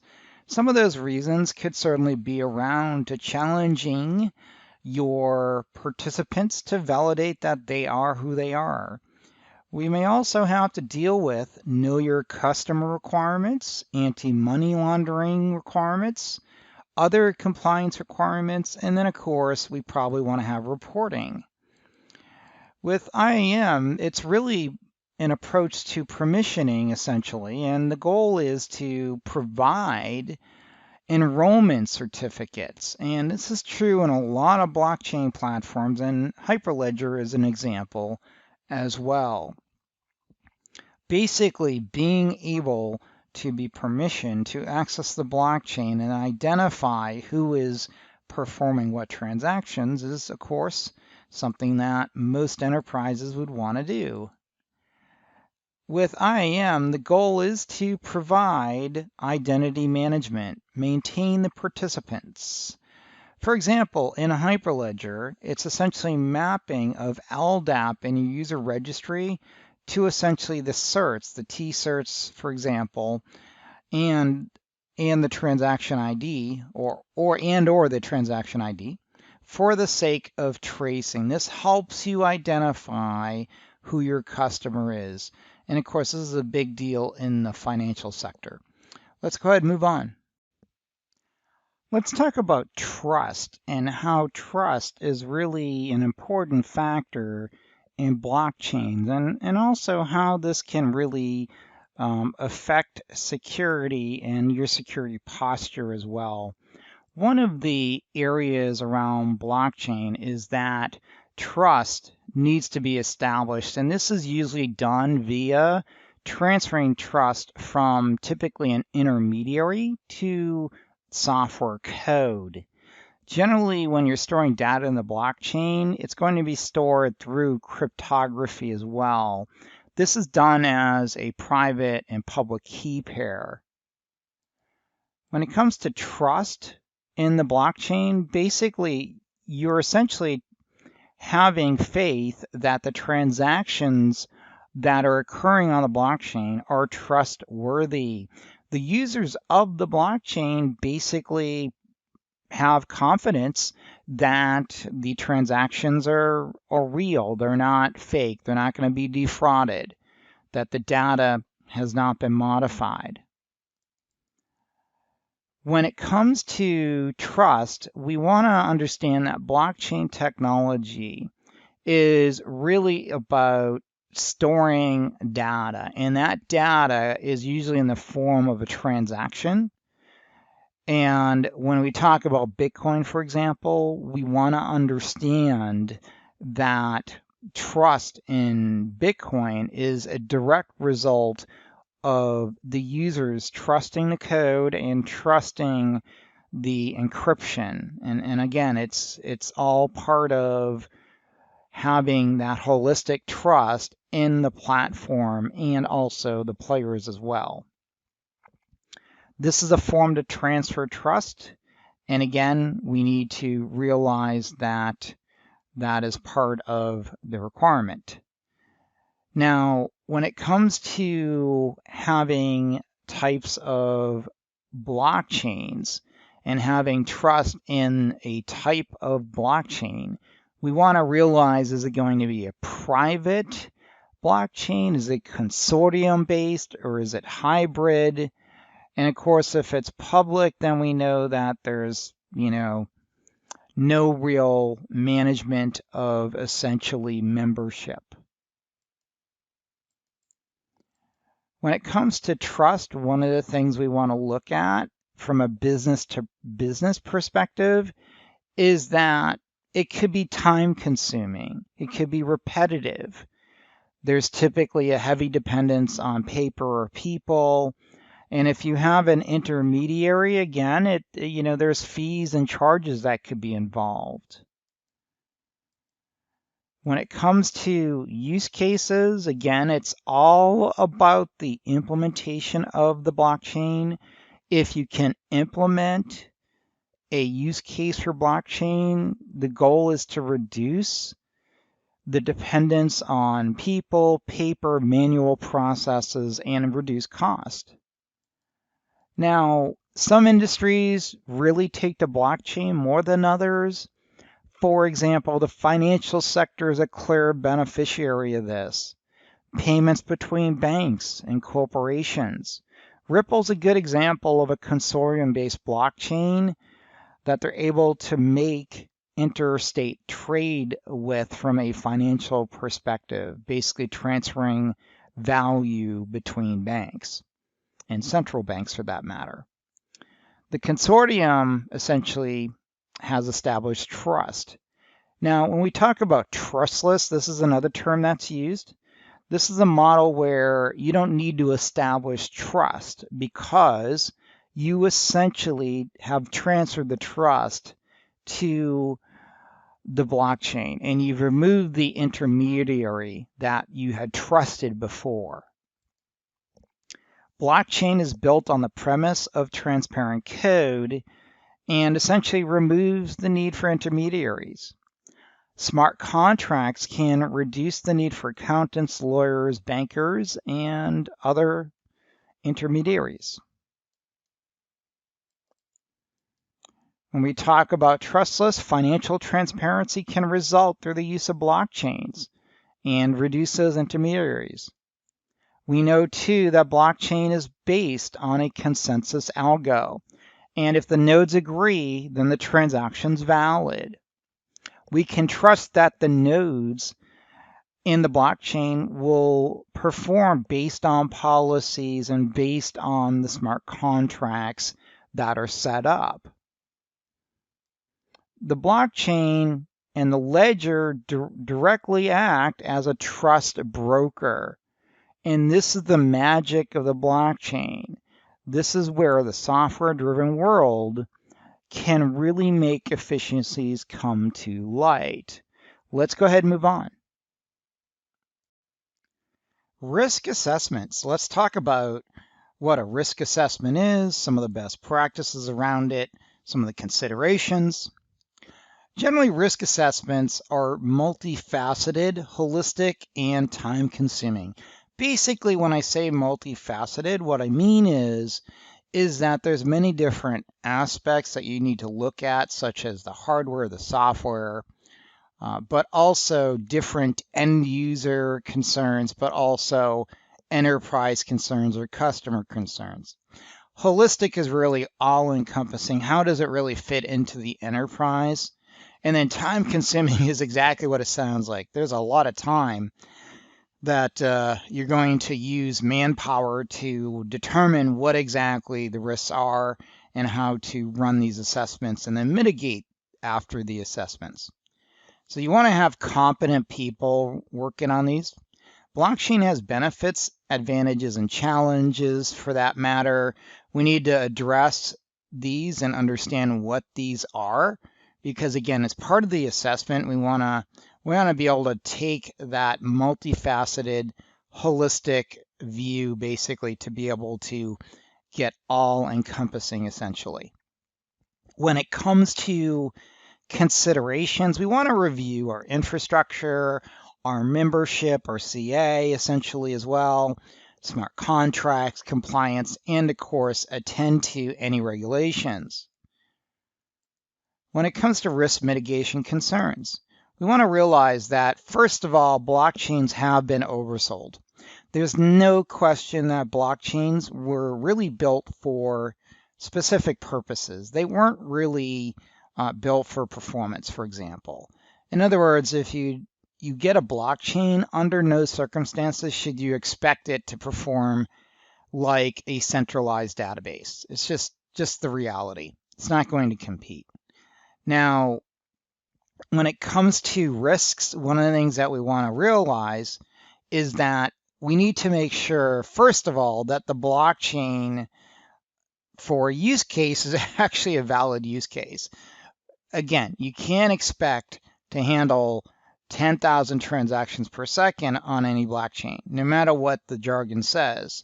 And if they do say, even 1,600 transactions per second, that's still, not even realistic on a blockchain. Now, again, if you do get, like for the example of Hyperledger, they state approximately 3,500. Now, that's not a realistic config. That is more like the minimum number of nodes as close as possible with no real infrastructure. That's not realistic. That's not how enterprise deploy blockchains, nor even networks for that matter. Node distribution. You have to look at how your nodes are really distributed. We want to look at, for example, do we have these nodes distributed in the US? Are they in the US, in Canada, or are they in Europe or Singapore, wherever they may be, and look at any kind of risks that could come with that, especially around compliance and governance for that matter. When we consider risk assessments, these are critical before and after your implementation. We want to, of course, perform something beforehand and then after it's been implemented. We want to consider risk assessments as a next step after performing what's called a business impact analysis. A BIA is basically going to analyze your business functions and then look at any kind of loss that could be realized because of some impact to that function. Now, when it comes to identifying risks, we want to look at several areas such as data privacy, permissioning.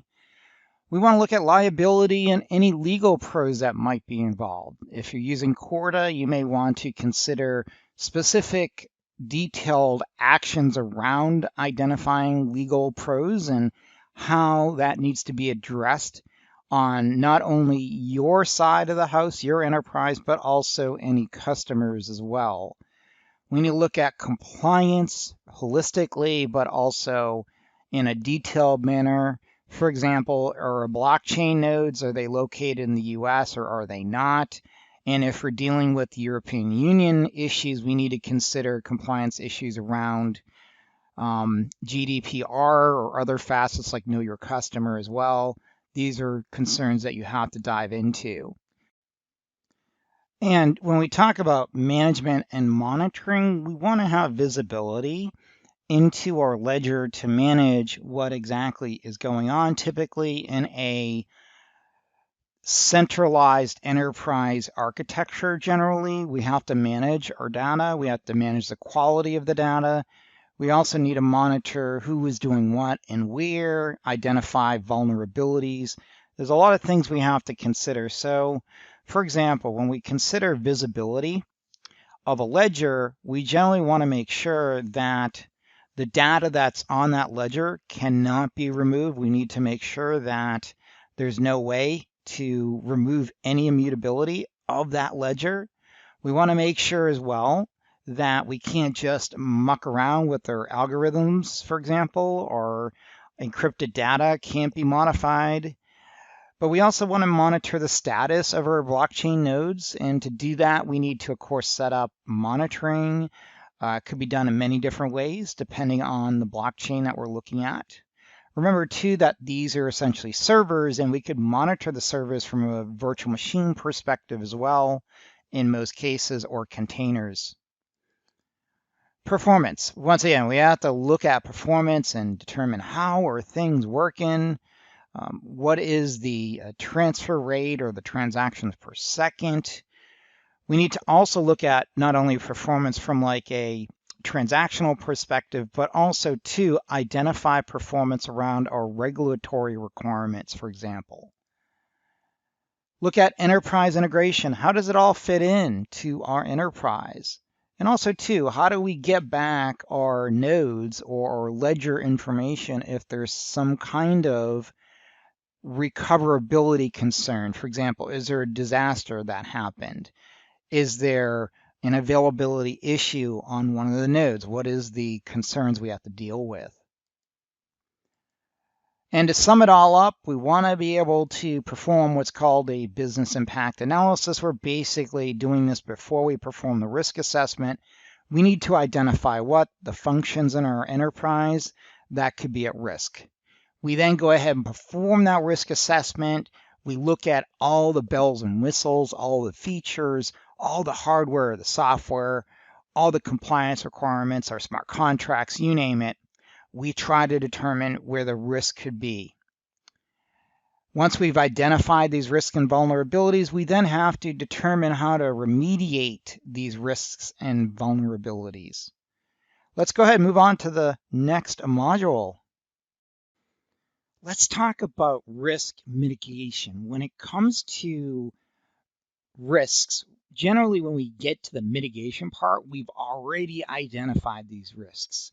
So whether it's a 51% attack or a denial of service attack or any other kind of attack or vulnerability, we need to first consider a few things. When it comes to risk mitigation, we want to define it as taking steps to reduce adverse effects of that risk. Now, there's generally 4 ways to approach risk to reduce the risk adverse effects, and that could be through essentially what's called mitigation strategies. Now, when we look at a mitigation strategy, we know that there's 4, and this is really more related in a lot of cases in the old realm of IT around disaster recovery and business continuity, but it's very effective as well with blockchain. So let's talk about what it is. The first mitigation strategy is risk avoidance. In other words, the best way to not have a risk is to avoid it, right? It's fairly straightforward. When it comes to risk mitigation, that's when you're actually taking steps to reduce the chances of that risk happening. For example, if you have a firewall port open that shouldn't be open and you turn that port off, you've mitigated that risk of that port being open and exploited. Transfer risk is where you're going to look at the risk and find ways to get the risk out of your hands. A common way of risk transfer is generally through forms of insurance, for example. Risk acceptance is saying, okay, well, it could happen. So, like if you buy a house in Iowa or over in Nebraska in Tornado Alley, you know that the risk of a tornado could be very great depending on the time of year. Again, fairly straightforward to understand the 4 mitigation strategies. We just now need to understand how we can apply it to our blockchain security. Now, one of the first concerns I always need to talk to customers and students about is company data. As a fairly well-known cloud architect and blockchain entrepreneur and basically all around consultant, one of the challenges I always run into is trying to understand why some companies are really good at understanding their data is actually an asset, whereas other companies may not actually consider their data an asset. And I know, in most cases that's probably not true, but you would be surprised the number of companies that don't take any steps whatsoever to protect their data. With that said, if you have data as an enterprise, that should be considered as an asset. And what do you do with an asset? You typically protect it. Blockchain distributed ledgers are immutable. Now, we also want to make sure that we understand that in that because of the fact that it's an immutable ledger, we need to protect that immutable ledger. What do we want to do? We want to back it up. We want to have copies of it.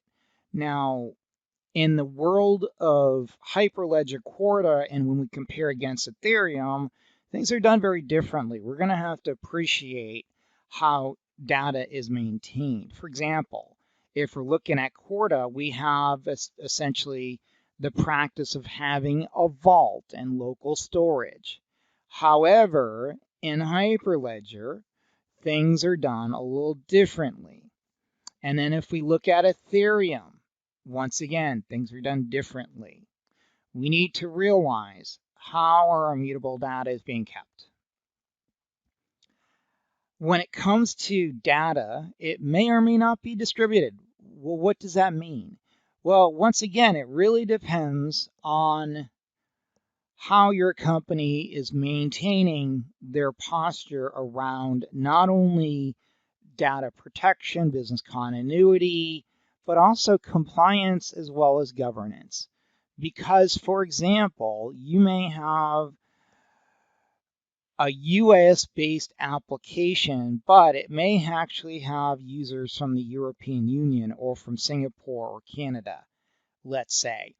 Each of those countries have different regulations on how to approach data for their citizens. You need to be aware of that. There's a whole, course just in compliance and how to deal with that. Now, blockchains have restricted access, but that does not mean that everyone should have access to the ledger. A lot of blockchains do solve this problem and implement a privacy approach for transactions, even on a blockchain that has members that are authorized to be there. For example, in Hyperledger, we could implement what's called a channel. This may solve some of the privacy issues that you may have. Corda has a really interesting approach in where their blockchain network is really more of a point-to-point or peer-to-peer approach.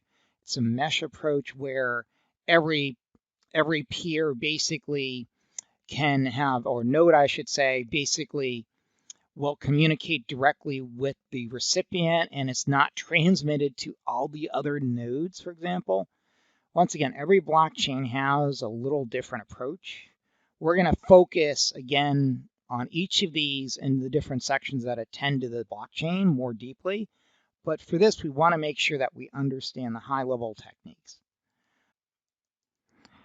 When it comes to additional risks, some of the things we want to think about is certainly around compliance. We need to really pay attention to that because of the fact if they don't meet compliance, we may not exactly have a security vulnerability, but we may be exposing our enterprise to additional fines or regulatory oversight that we may not want.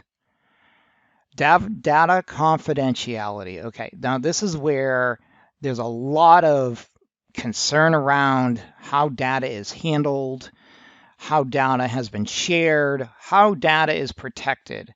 And to be very honest, you could just look at, for example, the Equifax hack that had happened back about a year ago or a year and a half ago, where they had known vulnerabilities in their Apache services essentially, and somehow never got around to making those updates, even though they were personally notified several times by Apache to take care of this.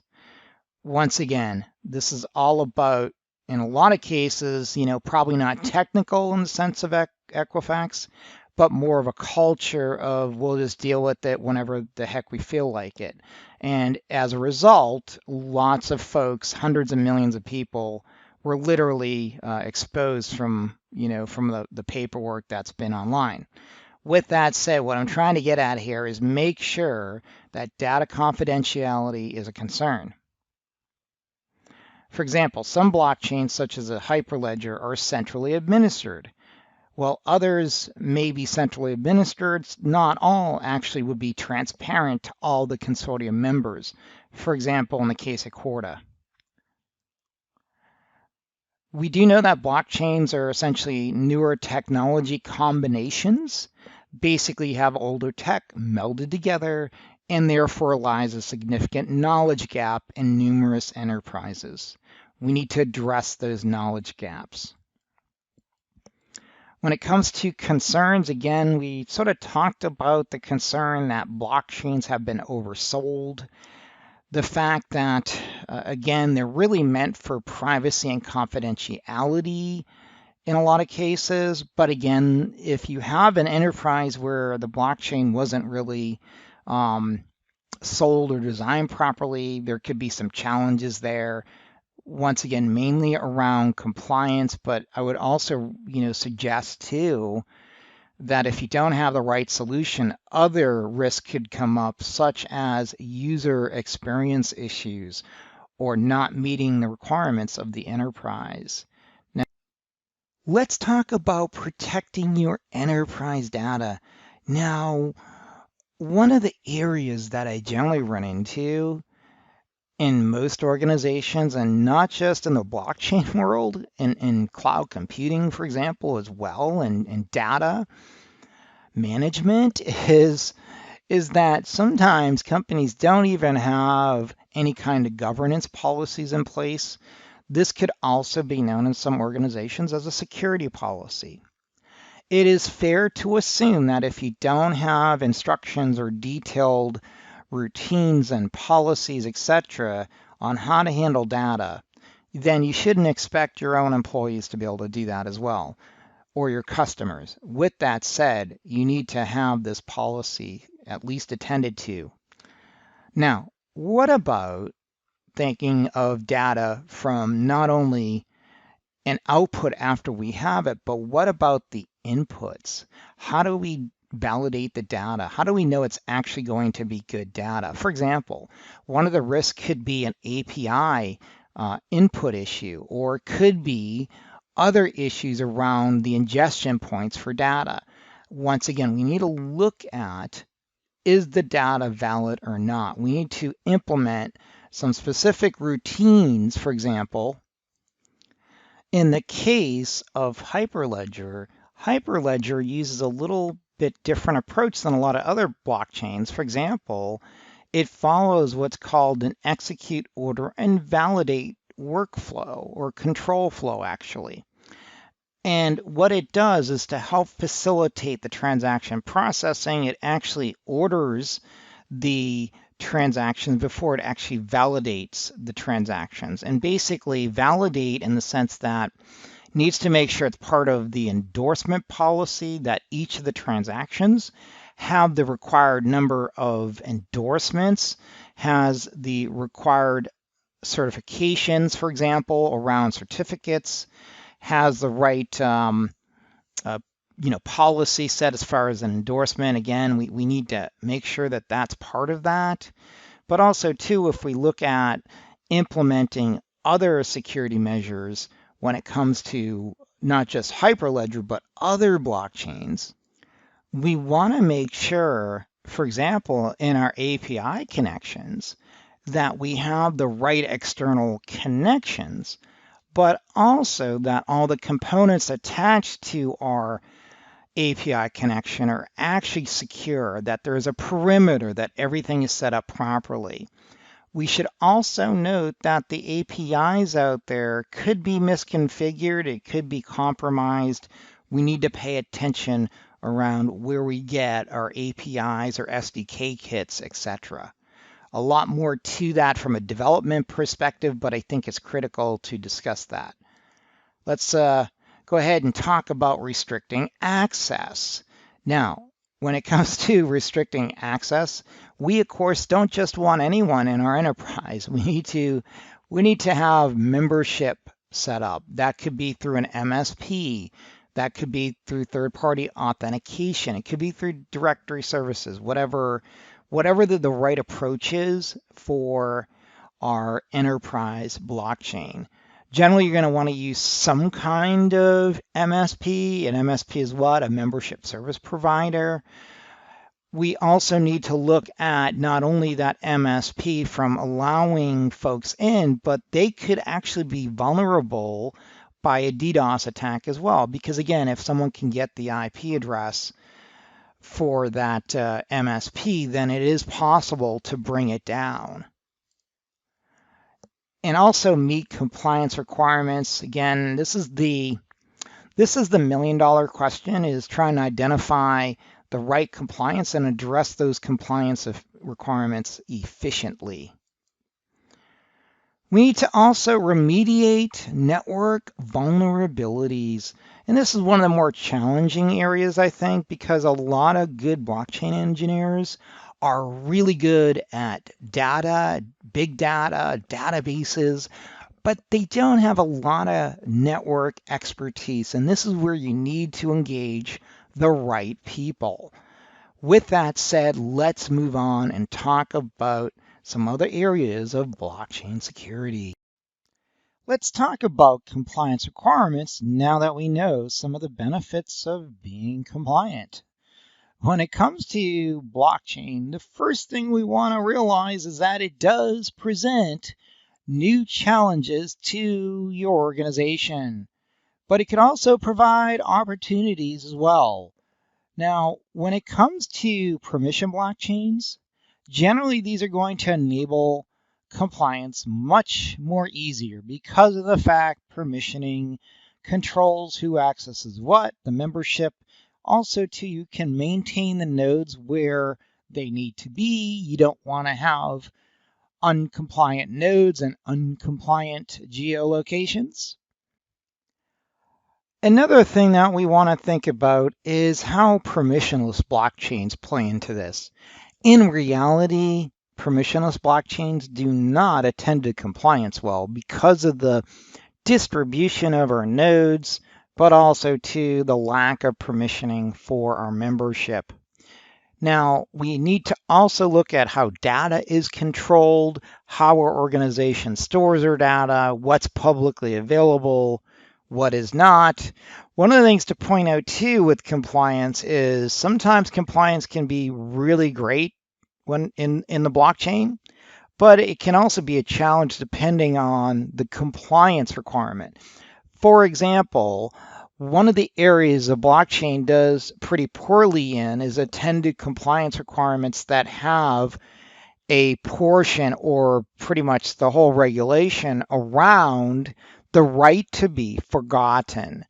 Basically, if you're in some countries, one of these I think is actually Canada, you can't actually keep data forever, and therefore if your customer calls up and says remove me from your database, they have to be removed from the database, and you have to provide compliance confirmation that they've been removed.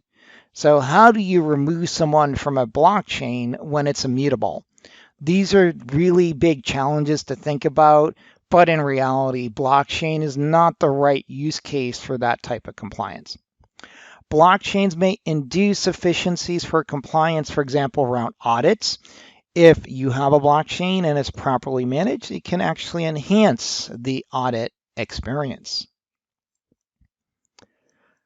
When it comes to requirements as well, we want to make sure that we understand that the blockchain will play a critical role in several ways for compliance.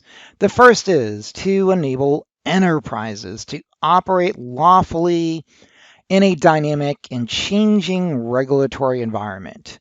Essentially, we want to make sure that the organization meets the requirements of the compliance and regulations provided, and that it can scale to meet those needs. Blockchains certainly have the potential to change the way investigations and audits are completed as well. We also want to understand that they can provide transparency that can be implemented as well through like a blockchain explorer. Now, when it comes to additional requirements, we also want to understand that The blockchain will, of course, play a critical role, but we need to keep in mind, are we talking about permissioned or permissionless? Or is it a hybrid blockchain?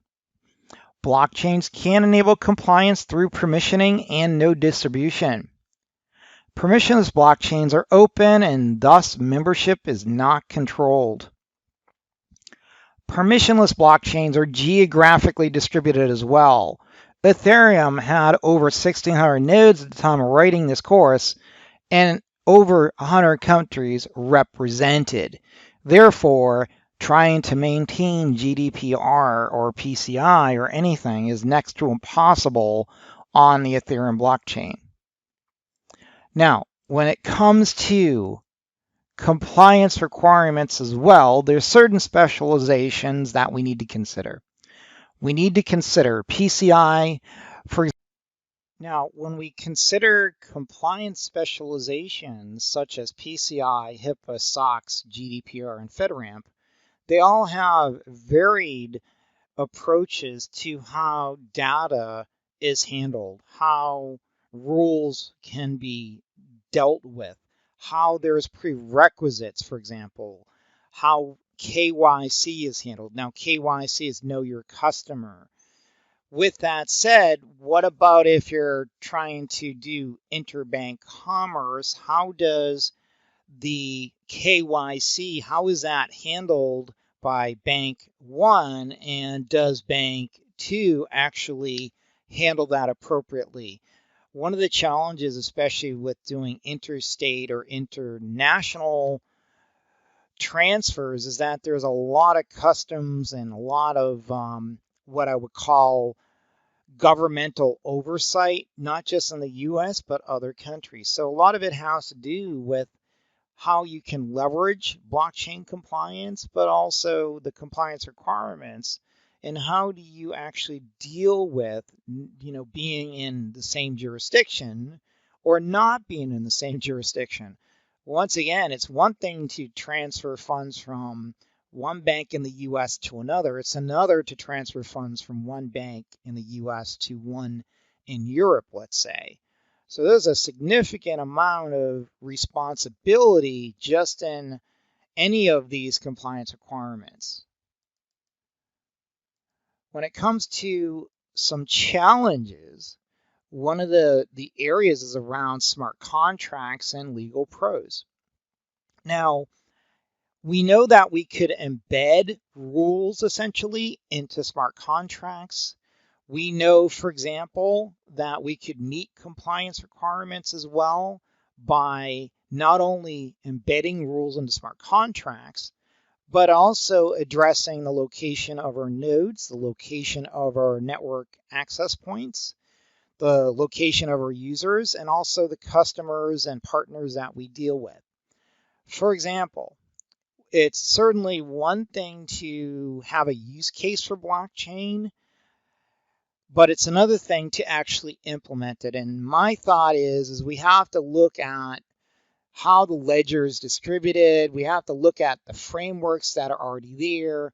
There's a lot of contract law and international law to deal with. There's also, again, I mentioned the right to be forgotten and know your customer requirements.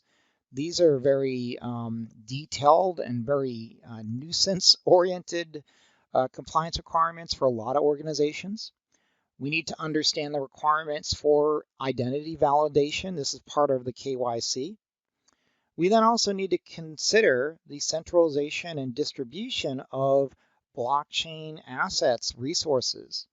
We then need to identify, is the asset, is it financial or is it not?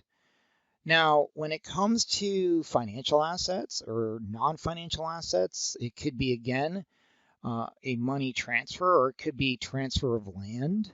It could also be just something simple like transferring records from point A to point B. Anyways, however the blockchain is designed in your enterprise, you want to just validate how the compliance requirements will come together. Let's go ahead and move on. Let's discuss some benefits of compliance. Now, when it comes to benefits of compliance, we're really talking about benefits that the blockchain can bring to your organization around compliance. Basically, we would have a tamper-proof record of immutable, fully auditable data. It could also be transparent to users and also for monitoring tools as well. We could also monitor reliability of services and the quality of the data as well. Now, when it comes to essentially the main benefits, we can look at it as smart contracts essentially are working on this blockchain platform, and the rules that we encode in these smart contracts can be enforced, but we can also audit these rules and smart contracts as well. It also provides a unique source of truth with consensus. In other words, it's not just one node saying that that the data is correct. It could be numerous nodes on the blockchain as well. For example, in Corda, we may have what's called a notary. And again, these are just things to think about on how the blockchain that you're looking at may actually provide this benefit.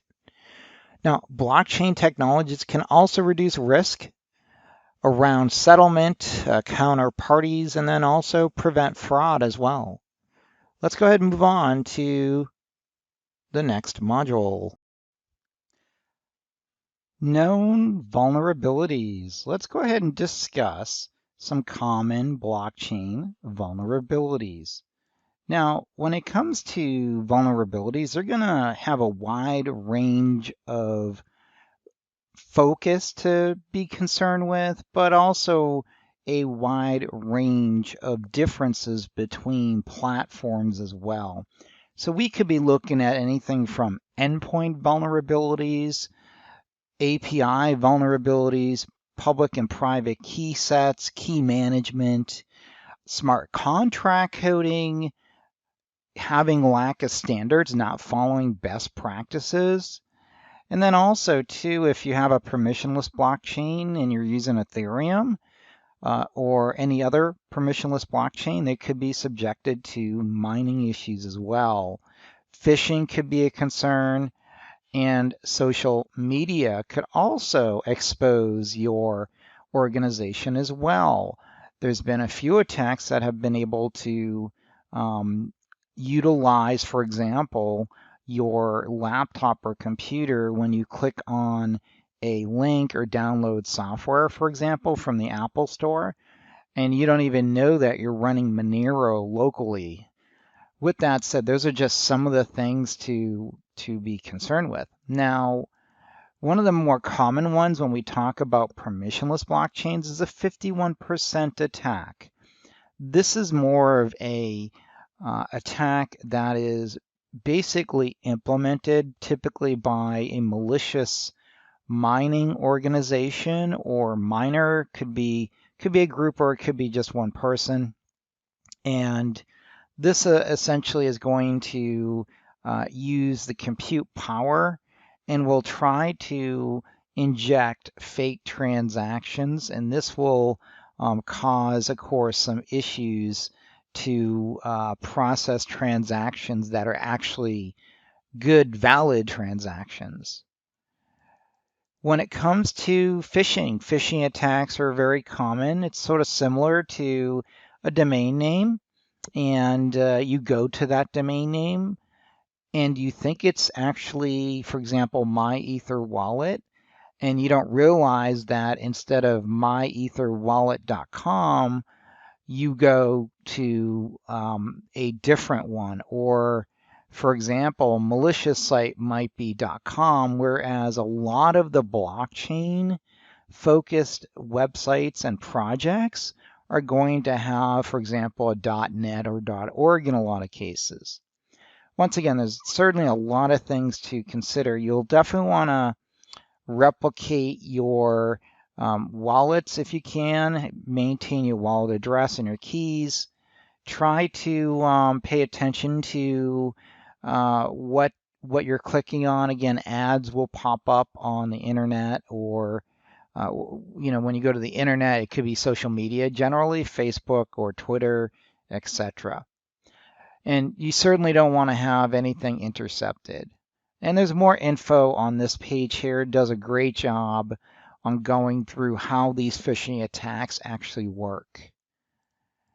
When it comes to other vulnerabilities, there's a really great blog post here on medium.com, some good graphics that go through different types of attacks that can happen, and the consensus areas that you'll want to focus on. Now, this covers mainly permissionless. So permission are going to be a little different. We're going to talk mainly about those during this course is what we're going to focus on. So for example, at the modules near the end that cover essentially Hyperledger and Corda, we're going to focus on. And also, when it comes to permissionless, we just want to be aware that there's a lot more to this. There's different types of attacks against Bitcoin. There was a Lisk attack as well. There's also attacks against Neo. Again, the goal of this course is not to get into all of those little types of attacks and vulnerabilities, just to give you that 101 level of things that can happen. So if you want to find out more about different issues that come up with the permissionless blockchains, go over to this link. You'll find out a lot more. Now, let's talk about smart contracts. This is generally where you're going to run into most of your issues, and this is why we want to focus on this right now. So the first type of vulnerability with smart contracts will be around access control. Essentially, you give permissions, and the permissions are not really advisable, and this is where the malicious user can gain control of your smart contract. Now, arithmetic is a vulnerability that typically is going to have, for example, a integer overflow in a lot of cases, but it could also be an integer underflow. And this is basically when you have a value that is not exactly ideal. And this can happen where the value may wrap around and essentially allows a large number to be a small number in some cases. Now, in this diagram here, basically a snapshot of the code actually, we want to just be aware that the integer here in the second line, if something happens and the amount is greater than the sender's balance, it can produce a negative result that can appear to be a large positive number and actually pass a check. Now, there's also a name for this in some cases, depending on the smart contract platform, but it could be considered, for example, PEC security, named it the batch overflow vulnerability. So definitely look into that if that's something you think you might run into. Now, return values. This is basically where you have an unchecked value. And this is really true, for example, in Ethereum. Now, in Ethereum, you can certainly have low-level functions that can return a false positive, for example, and throw an error. Once again, this can happen generally when a function makes a call and then somehow doesn't check the return value properly. And then what can happen is that low-level function can return a false result, for example, and can also be considered a false positive as a positive error when it may not be. When we talk about this one, reentrancy, this is sort of an interesting one because it's a term a lot of people may not totally understand. But basically, this is saying when the attacker, for example, tries to inject a vulnerability to your smart contract to try to basically try to change operations, what can happen is that the smart contract can withdraw functions and then send the value to another smart contract. And therefore, this is considered a reentrancy attack. Basically, you need to look at, for example, your fallback functions. You need to consider your smart contract approach to handling, for example, account balances. Is it possible that you could have a double spending issue? Absolutely. Now, denial of service is very common. We all probably have heard of that. But basically, denial of service is going to be when an attacker is basically throwing out a bunch of packets to your nodes and it's shutting down your smart contract platform. Now, this can also be, for example, where there's so many packets that the vulnerability is actually not really anything that could be lost or stolen because of the smart contract. What'll happen is it just renders essentially that smart contract basically unfunctional or non-functional, I should say. Anyways, there's certainly a lot more, but one of the things to point out too that is really interesting is that Ethereum has sort of thought of this, and what they did is they built in a maximum gas limit. So when you're basically getting ready to propose a transaction, that gas limit will again limit what can happen. So if you say here is the max gas limit, it will not go over that amount. Now, bad randomness. This is actually another interesting one because what'll happen is a malicious miner can possibly manipulate some of the options in a smart contract and basically embed a secret code. Now, race condition or a race vulnerability is when you generally have two contracts and the two contracts are essentially competing against each other. What can happen is if you are exposed to this race condition, an attacker can literally watch the transaction pool and then try to submit the same solution with the higher fee to win the rewards for mining, for example. But anyways, a malicious miner could, theoretically allow themselves to win the race and maintain the transaction fees. This one here is a little bit more complex, but look into it if that's something that you have not heard of. Now, a short address. Now, this one here is an interesting one because what is going on here is that essentially you have a short address. And if you look over here, you could see that we have line 2 and you have a bool, which is essentially a Boolean. And what can happen is that an attacker can basically exploit facts to an argument, which is essentially an argument to a function. And these are going to be stored essentially contiguously in memory. And therefore, for example, in Ethereum, automatically will pad the arguments to the correct length. Now, one of the things as well that can happen is if the attacker calls a function with the arguments, for example, where you have an address and you have an amount, for example, then, and if you see up here, it says address and then you down here amount, what can happen?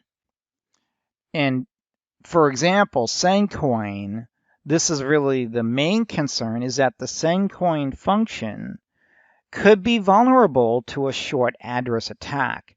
For example, because Sencoin does not impose size on its variables, the short address and also any amounts that are read could be passed again to, for example, to line 3.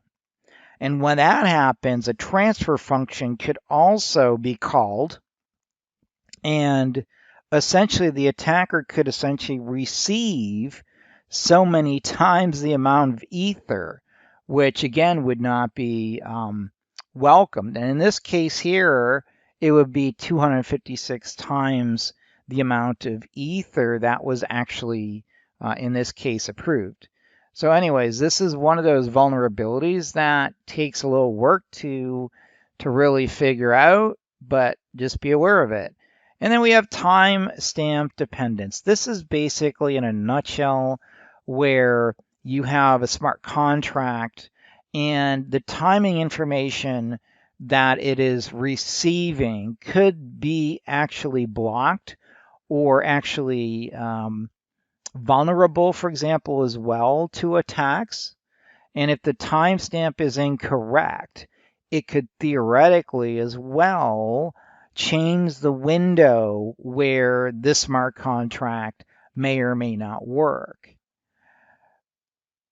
So this is, again, a lot more to smart contracts and vulnerabilities and remediating them. It's a whole lesson and class in itself. I would advise you, if this is of interest to you, to take more of a development course that goes through a lot of this step by step.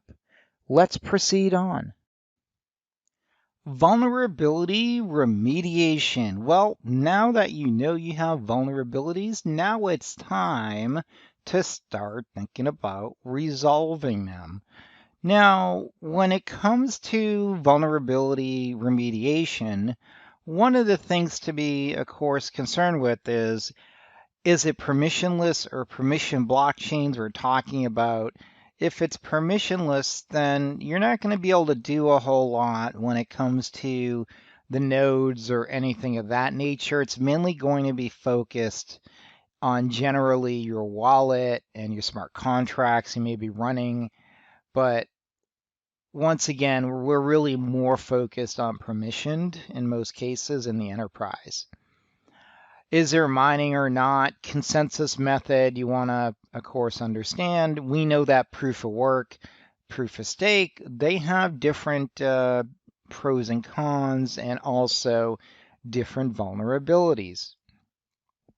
Also, is there membership involved or not?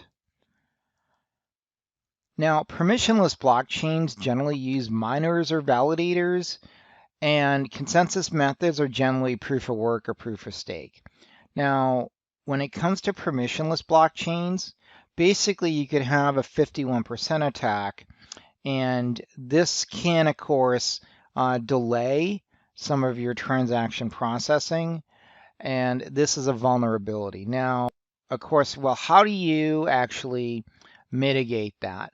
Once again, there isn't going to be a whole lot you could do from a user perspective other than making sure that you take care of your nodes. If you're running a mining node, then you need to update to the latest update that's available. Now, once again, we know that an attacker in proof of stake could also hijack essentially compute power as well. So how do we remediate issues and what can we do to mitigate issues, especially around smart contracts or data, for example, and then also reducing any chances that there's malware? Most of what we can do is really paying attention to resolve vulnerabilities with our smart contracts. One of the things to do is versioning. Another thing to consider is to, of course, have QA and also test these before you deploy them. We know that there's test nets out there and tools available as well. Data control. Well, we know that blockchains use open source software and that vulnerabilities, again, could be discovered and fixed fairly quickly. So what you want to do is update your nodes, update your blockchain software. If you fail to update, for example, any software that's running on a machine, even a user's machine, not just a mining node or even any kind of enterprise node for that matter as well. Once again, it's more about do we update or do we not? For example, in the case of Equifax, we know that they were aware of some vulnerabilities in Apache that they were running, and they didn't update the software. They were notified. Whatever the real reason was, that allowed an exploit to happen. And the same thing can happen in blockchain. If you don't update your software, you can then, of course, expect to put your whole blockchain at risk for that matter.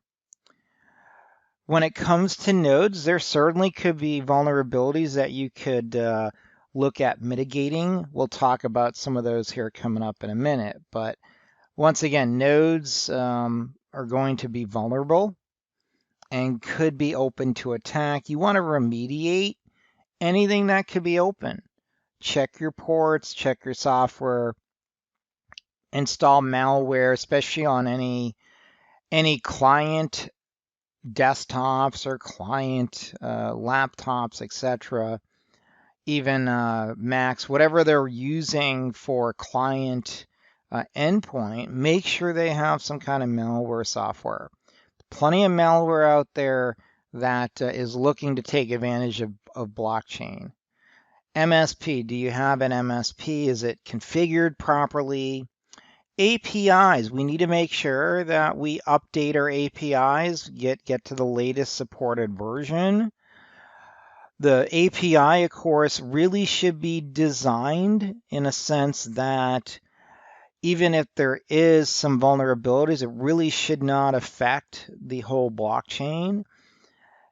Now, we know an API is essentially an endpoint. We know generally most blockchains, when they're trying to invoke a transaction, is basically sending out RPC calls if it's an open API, etc. But with that said, your developers need to really take a look at that. Now, when it comes to remediation with networks, anything connected to the internet is vulnerable. Once again, review your network designs. First of all, validate that they make sense. Update your firewall. Same thing. Your network may have a firewall, just like you should have a firewall on your laptop or whatever to mitigate issues as well. Remove any unneeded ports that are running. If you don't need to have port 21, 22 open, turn it off, even if it has nothing to do with the blockchain itself. And lastly, look at your client and end user security. Are they using key management best practices? Are they actually following instructions on managing their keys? Are they, for example, protecting their wallets? These are things that you want to discuss with your end users. We also know too that if you do lose your key, what happens? If you don't have your PEM file, if you lose it, you're not going to be able to log on. So you need to have a way to be able to recover if you need to. And also remember, anyone with the private key can decrypt messages and generate a valid signature on your behalf as a user. So pay attention to these things, protect your integrity of your blockchain. Let's move on. Hyperledger. Let's discuss some areas around Hyperledger that is really focused on security. We know that Hyperledger is really a smart contract platform that was really built by IBM, but is now maintained by the Linux Foundation. It was really designed to be a platform for businesses. And we also know that it's a cross-platform blockchain. And again, if you're using Fabric or Sawtooth, you have a lot of flexibility in how you implement your services. We know that Hyperledger Fabric is essentially permissioned. We also can appreciate that it has some properties. Identity management uses X509 certificates. Network privacy is private. We know that we could use channels in Hyperledger. We also know that the consensus is essentially pluggable. We also know that there's at least two available, depending on the version, of course, of Hyperledger Fabric, forms of consensus. And there's also support planned for a full Byzantine fault tolerant solution. We know that Hyperledger uses channels, and it uses these channels pretty effectively.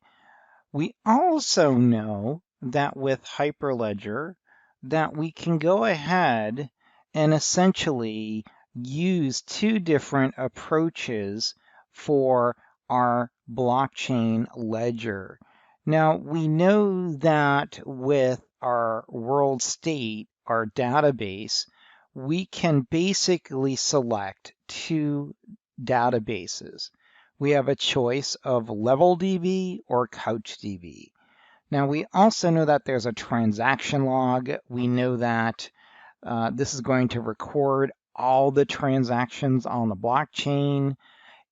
Now, one of the things to point out around channels, for example, we had discussed in the channel section, is essentially that each channel in Hyperledger is essentially a separate blockchain. It's essentially a sandbox in the main blockchain for that enterprise. So for example, if you have 12 nodes on your Hyperledger Fabric network, you're only going to have two nodes that are going to essentially have visibility into that ledger on that channel. Once again, that's a really slick approach that they use to provide privacy.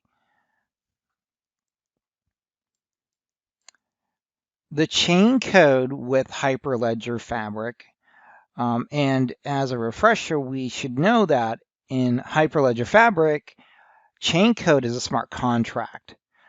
We also know that it can be programmed in Node.js or Go. We're going to run this in containers as well. Now, Hyperledger is going to be a little different when it comes to transaction validation. Typically, most of the major blockchains, they typically execute, validate, and then order their transactions. Hyperledger does it differently.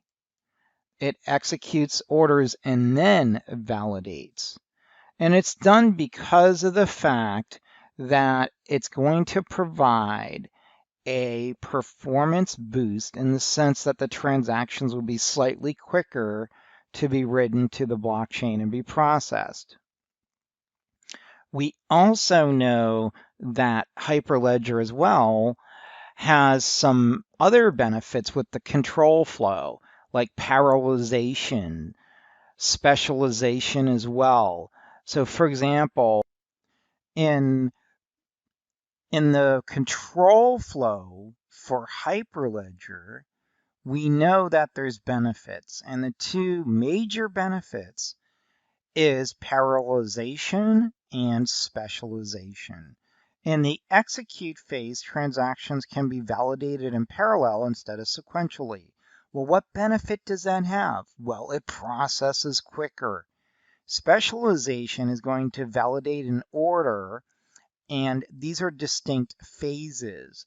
This allows your nodes to specialize in one role or another. Basically, we know that Hyperledger as well has security measures involved, especially around like identity management, the architecture, as well.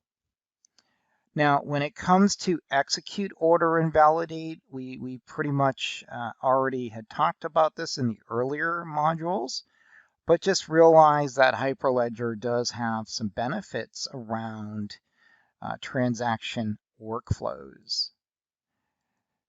Now, what about security measures? What are we going to do to really lock down our Hyperledger Fabric blockchain?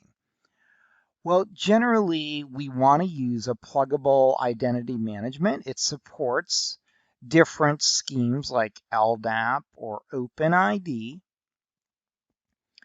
We also should be aware that the channels provide some security features, but also privacy as well. Now, we know that the data is private, and in Hyperledger, it uses a gossip protocol. Now, this is actually very different than a lot of other blockchains where you have a transaction that might be propagated through the blockchain and every node gets a copy of that, updates its ledger with that transaction.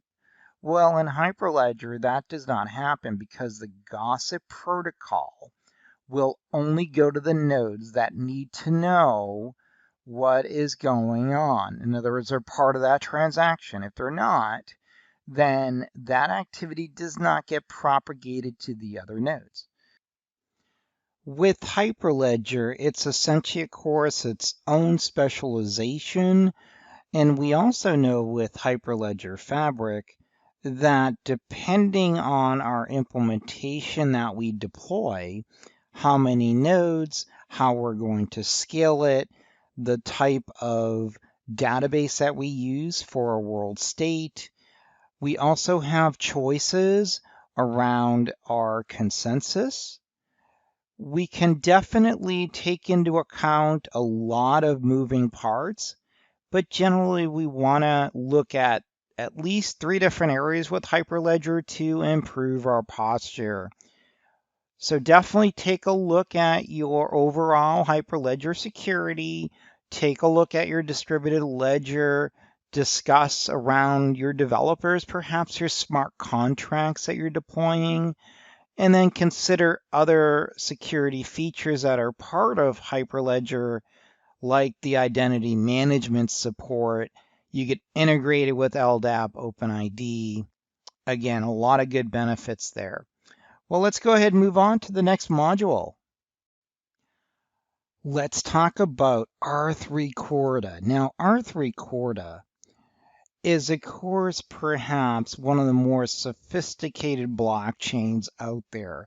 And because of the fact that Corda was designed specifically for the financial sector, essentially the main vertical that the consortium members were a part of, basically Corda was really built specifically for banking.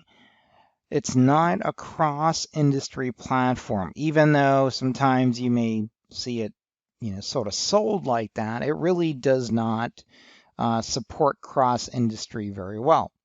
Now, Corda was developed in 2016. It was meant to record, manage, and automate financial agreements. Now, anytime you hear financial, you likely should expect really robust security features as part of that application or platform.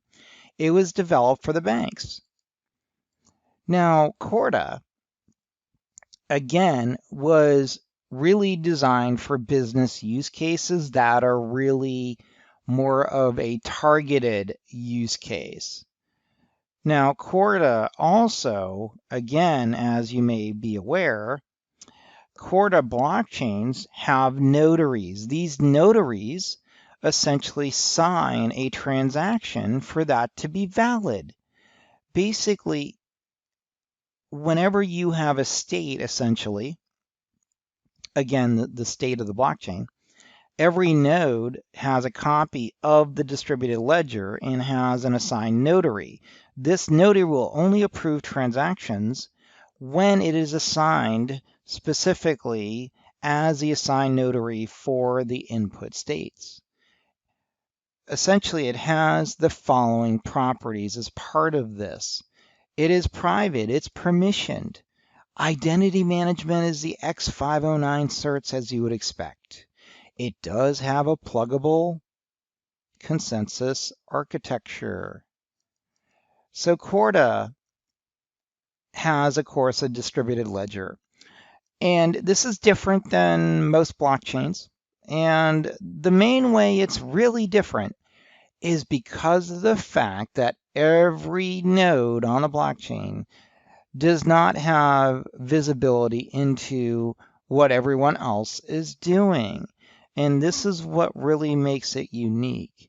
Access is on a need to know. I like to call Corda sort of similar to what we would call in the government sector compartmentalization, where only members who had a clearance would only know specific areas of their job duties and nothing more. So it's very compartmentalized, the access. Each node on the blockchain keeps its own copy of the current state and has a point of view. Corda uses point of view as the reference of essentially a world state. In Hyperledger, we call it a world state. In Corda, we would call it a point of view. States are consumed and produced by transactions, and each node keeps a complete history of both the current and the historical versions of all its states. When it comes to security measures, we know that it's a need-to-know philosophy. It uses notaries. We should also be aware that users can only see what they are allowed to interact with. Again, it's a need to know. It's compartmentalized. Corda uses TLS encrypted communications, and it doesn't use a peer-to-peer broadcast.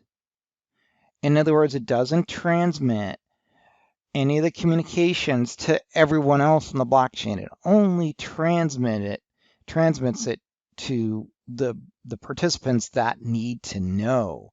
Nothing more and nothing less. So if it's not a participant in the transaction, then the nodes won't have visibility into it. Again, a pretty ingenious approach to a blockchain, in my opinion. When it comes to Corda, we know they're dependent on notaries. We also know that with Corda, the notary is essentially similar to a truth agent. It basically will allow or not allow, and it's going to permit a transaction to happen if it is authorized to happen.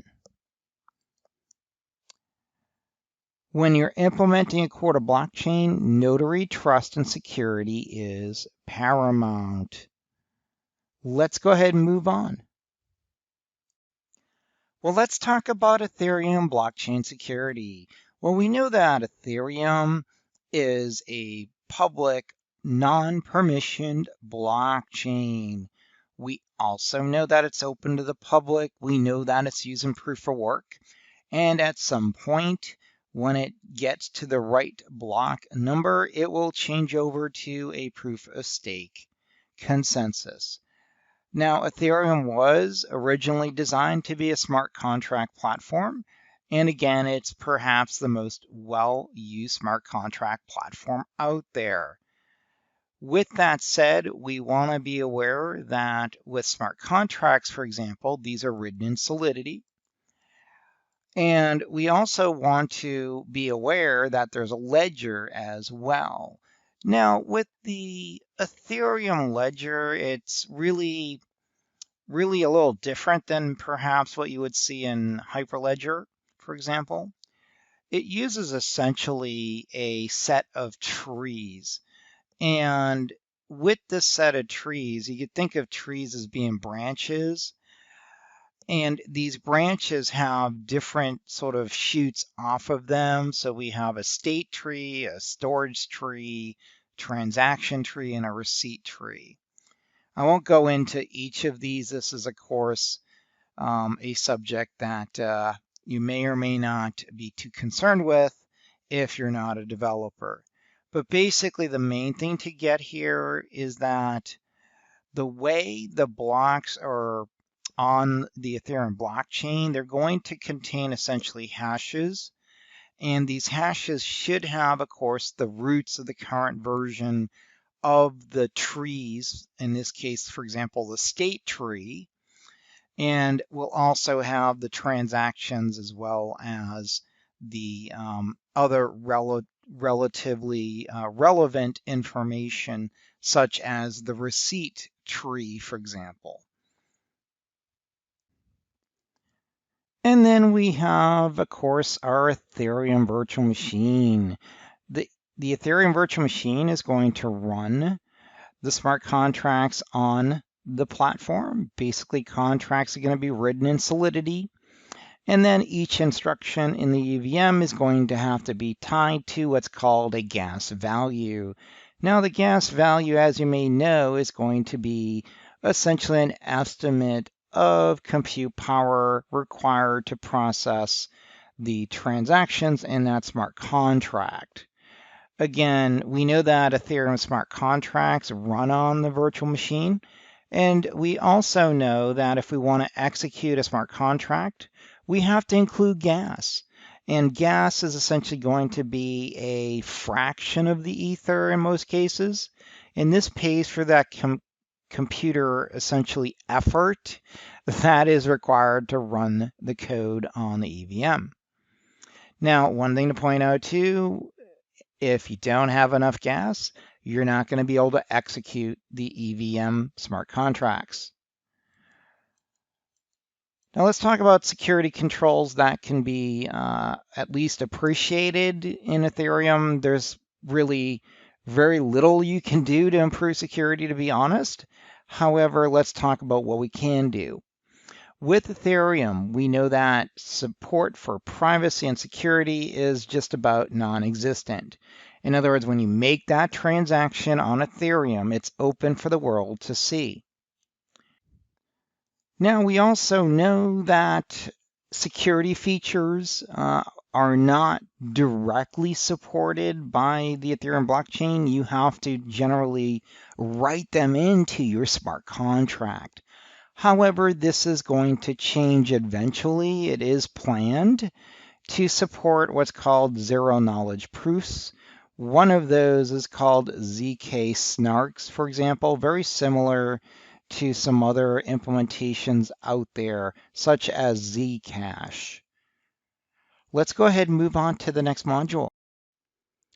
I'm over here at the IBM Cloud website. What I'd like to do is walk through a demo of some of the functions and capabilities of the IBM Blockchain as a Service. So let's go over here to blockchain, and you can see it pops up blockchain there. And it's going to bring up a service name and location as well. But before we get into the capabilities and spin up some peers, for example, and install chain code, let's go over here for those folks that do not have an account yet. Now, there is a starter membership plan. You get a credit of $500 to use towards your network. And what you want to do is sign up for this if you do want to play around with the blockchain as a service. I will say that there's two subscription models and there is a cost to maintain a membership from a month-to-month perspective. So you need to pay attention for this. I would recommend if your company doesn't pay this, then what you want to do, that is pay for the subscription, is essentially use a free trial for 30 days and then cancel the account so you're not charged the $200 a month for the starter membership. So let's go back to this page here, the main page. If we scroll down, you'll see that it has the pricing plans.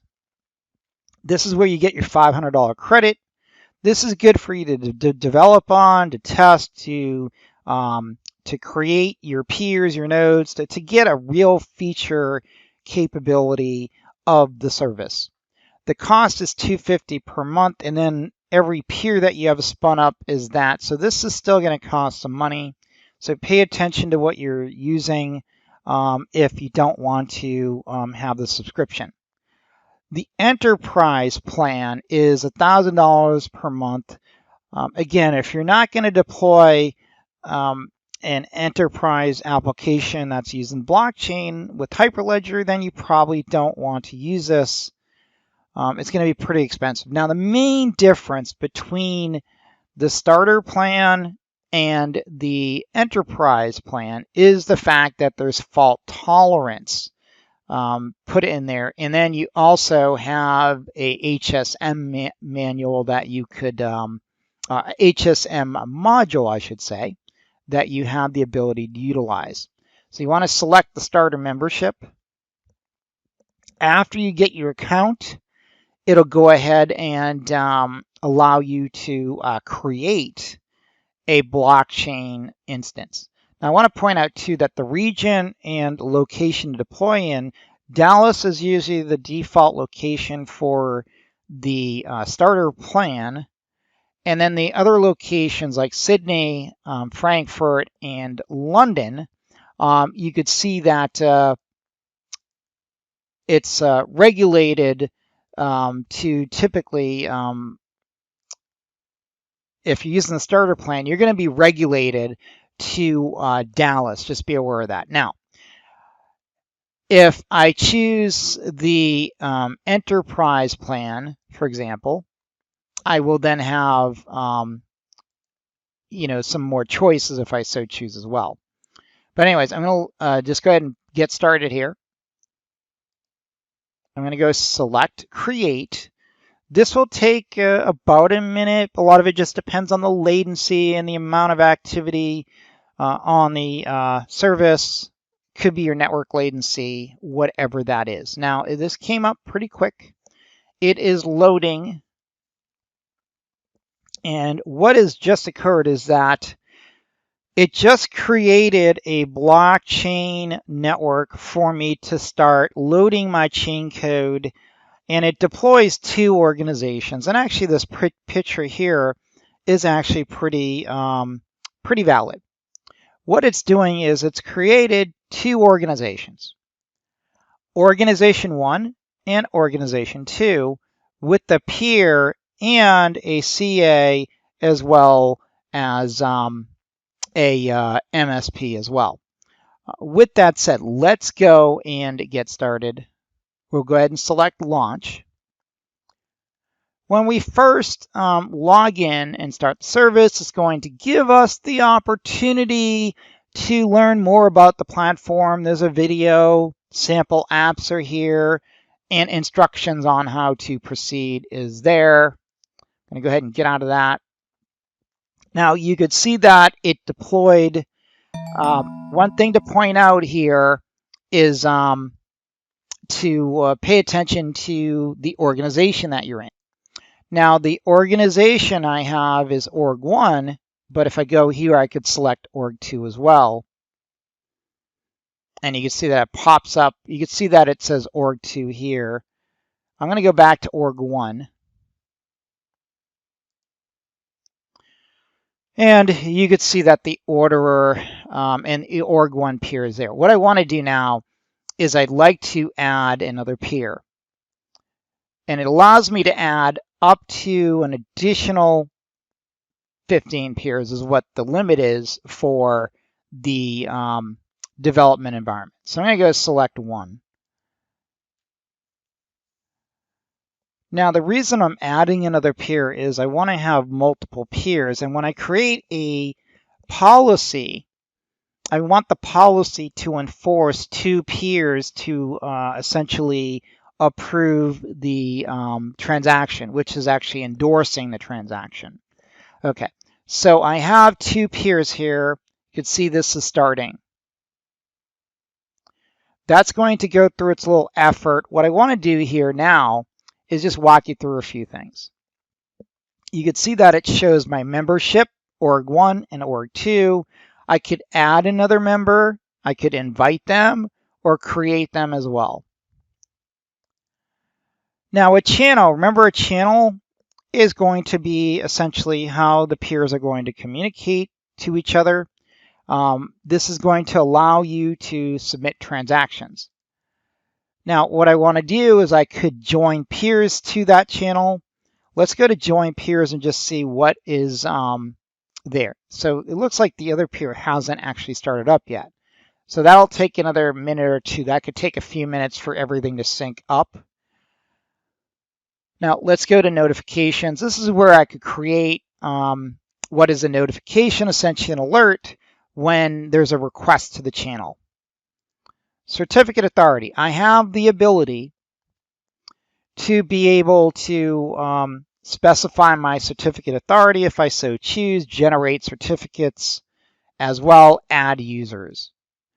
API is here. The API list is here. What I want to point out is for developers that want to develop locally and then push out to the blockchain service, you want to go over here to the network credentials. These are the credentials you need to copy basically into your APIs for your client app, for example. Then I go to develop code. This is where I could deploy code or go and follow the install guide or whatever I feel like doing. But here is where I want to actually install code. Now, what I want to do is choose a peer. And you could see that there's no chain code that's been installed. Now, what I did is I downloaded the Marble app already. I'm going to go install it. The chain code, I'm going to call this, is test code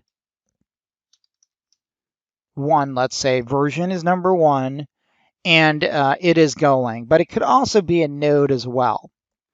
Go here to choose files. Go to where the code is downloaded. I just have it on my desktop. Probably not a best practice, but for demo, it's quick and easy. I'm going to go submit.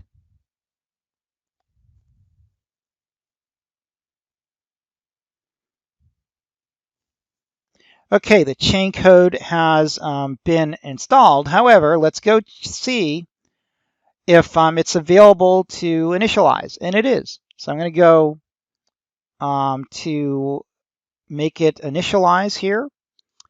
And I could call specific arguments to get it initialized, or I could just leave it as a default. And it looks like everything looks okay. I could put in arguments too, like for example, if the peer doesn't have enough storage, don't install the chain code, whatever I feel like, adding to that I could. I'm just going to go next. Now, this is where I want to pay attention to my policy. Remember, the policy is going to be the endorsement policy. So down here, you can see that I have two policies, actually two members to this policy.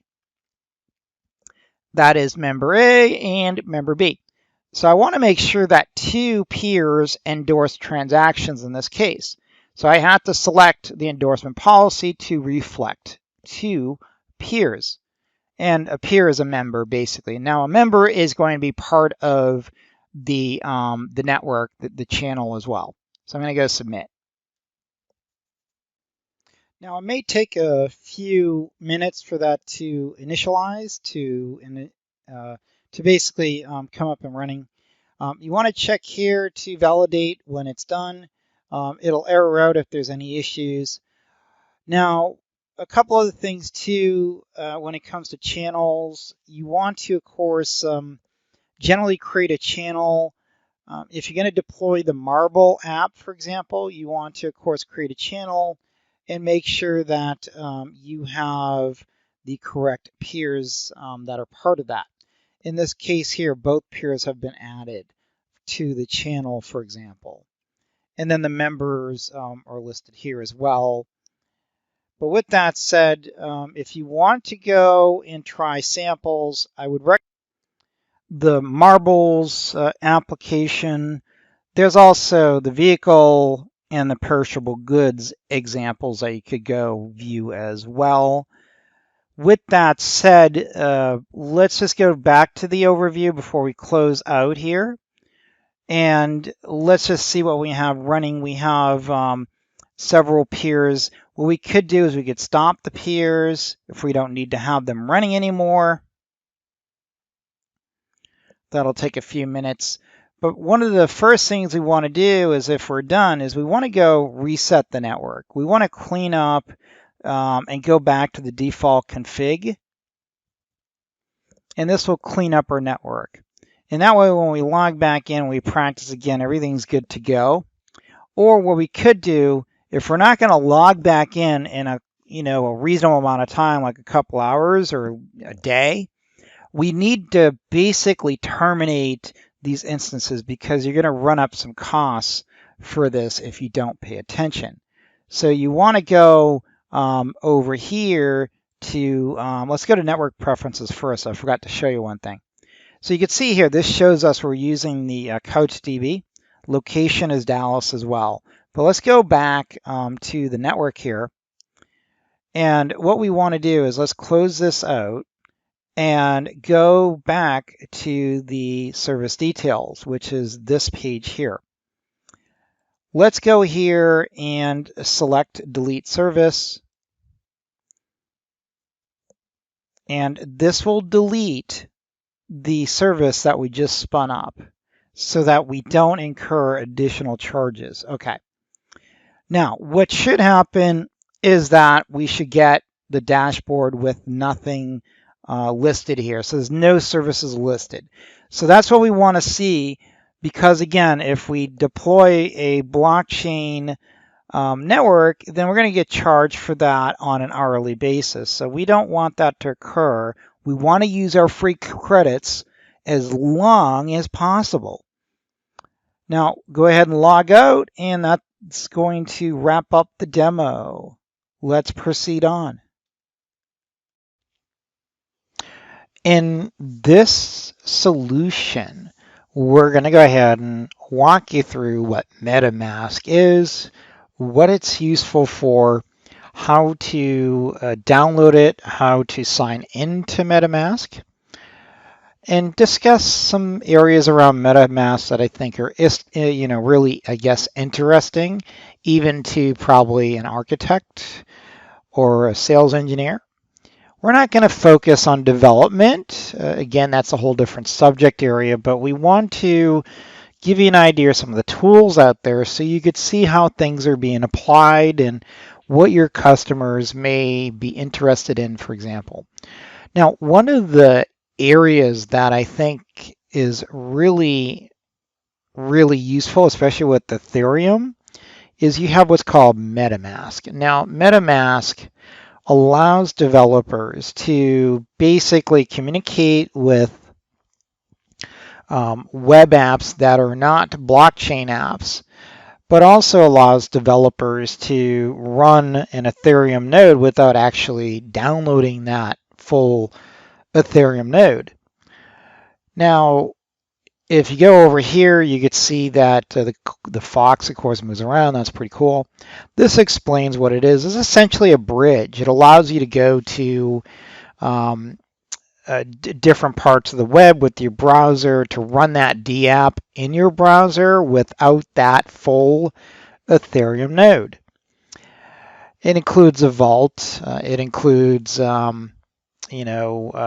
the ability to sign for those transactions. There is a nice little intro here I'd recommend you look at. And you go over here, you go get the Chrome extension. So you click there. And this would be the extension. I already have it installed. And you can see if I click here, there's MetaMask. Now, that's for Chrome. Now, if you don't want to use Chrome, they do have what's called the Brave browser, and you'd have to download the browser as well if you didn't want to use the Chrome extension. So that's really the only two options at this point. It is actually a very fast browser, so if you want to look at that, you could download that. But let's go ahead and look at MetaMask. Now, what I'm going to do is I'm going to go ahead and log in. I've already, created my account, and I also created what's called a seed phrase. Before I log in, let me show you. So you have this wallet seed phrase, and this could be anything that you enter, like, I went to Peru in August and I went salsa dancing. Whatever you want to put, or you could put anything as simple or as complex as you want. And then you put in a password and you confirm it. So the passphrase and the password add that multi-factor capability. But you don't want to lose it, that's for sure. So you put in your password here, and that's assuming you put in the right password. And let me try it again. There it is. Okay. Now, I log in, you can see that this wallet I have called Ether Joe. Now, I have approximately, looks like $10 or so, $9.43. And Ether must have dropped since I sent it, just because I know it was over $10 and now it's down to $9. Anyways, a very trivial amount, but just here to walk you through a demo. Now, this is, again, what's in the account. Now, I could go here, and I could go to Coinbase or Shapeshift, and basically it says, if I want to go to Shapeshift, basically the exchange rate here, you put in your Bitcoin address here, and you could transfer Bitcoin to get Ether. That's assuming you have Bitcoin. If you don't, if you're in the US, you go to Coinbase. I don't believe they're accepting accounts from out of the US. At one time they weren't, but they may now. So you may want to double check. So you go over here and you put in, whatever you want to put in, $12, $10, and you just put in your email and you just transfer it to MetaMask. Now, in this case here, I already have funds there to play around with. Now, what you could do is go over here and I select Ether Joe. I could go ahead and view the account on Etherscan. Now, Etherscan is the blockchain. This is basically showing you the transactions that this wallet performed. I have the ability, you can see that the Ether value is $9.45. There's one transaction. Now, what I'll do is I'll go ahead and send another transaction, and then we'll go back and check that. Now, if I go back here to MetaMask, I could also go over here and put in a gas limit and a gas price of what I'm willing to pay for a transaction. Now, if I go up here, you can see that I'm on the main Ethereum network. Now, what about if I don't want to be on the Ethereum network and I want to be on a test network? Now, there's different test networks that serve different purposes. You also have the local host, and also you create a custom RPC. When it comes to the different test networks and custom RPCs, now, for example, let's go back to this menu here. And if I go down, like, for example, there's Ropeston and there's Coven and Rinkeby. Now, generally, you want to use the appropriate testnet for what you're trying to accomplish. For example, if you do an early stage contract development, you may want to look at the Rinkeby or local host. Ropsten is really focused for latter stage contract development. This is a very popular testnet. And again, you have the ability, for example, with Ropsten, to use the Ethereum network with free Ether, but it has poor security. So when you connect to Ropsten, just remember that the process is essentially using Geth, and it's simulates the Ethereum network and essentially allows you to test out that contract. Now, the reason you may want to use a lightweight versus a heavyweight test net, so for example, Rinkerby, Coven, Ropestein, use Ropestein if you're really in that late stage dev. The problem with it is that it's slower generally, but the reliability could be good. So again, use the appropriate testing. Your developers are going to be pretty good at figuring that out, but you want to have an idea to talk intelligently about maybe why you need to use one over the other, right? Now, if I go back here, I could go and send, and I put in the recipient address and the amount, and bingo. So I just sent another Ethereum request to my wallet here. Let's go ahead and take a look at the Ether scan and see if it has been received. I don't see it shown here, but sometimes there is a little bit of a delay. And as you can see, I sent $10 worth of Ethereum to my wallet address. So let's go ahead and check to see if it has been received in EtherStats. What we want to do is go over here and go over to the main area here. You can see nothing's been updated yet. That's okay. I could go over here, go to Etherscan, and you could see that 8 seconds ago there is a transaction that was pending. Now, this again, I've seen it take 10 minutes or so to update to MetaMask. And let's go back here.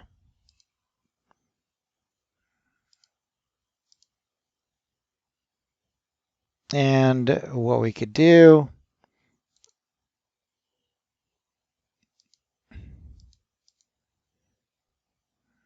let's just log out. Sometimes it's quicker just to log out than wait for it to happen.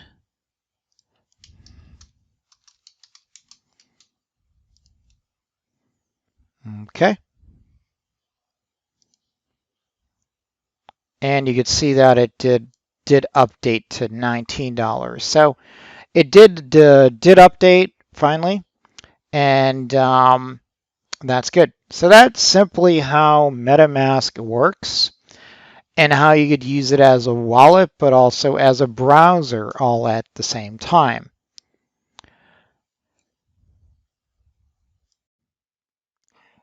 In this module here, we're going to go through the solution for Corda. Demo bench download. Let's proceed. We are at the Corda.net download.html page. As you see on the download, there's not just demo bench, but there's additional solutions you can download, such as the source code and the enterprise solution as well. Now, Corda Demo Bench is meant for you to install locally on your desktop, such as your Windows or Mac OS box. You have the ability to do that. It's very simple. It's free. Let's proceed and download Demo Bench. Let's select Demo Bench. It will bring us over to the Demo Bench page. It'll give us two choices, a Windows installer or a Mac OS. Let's select Windows.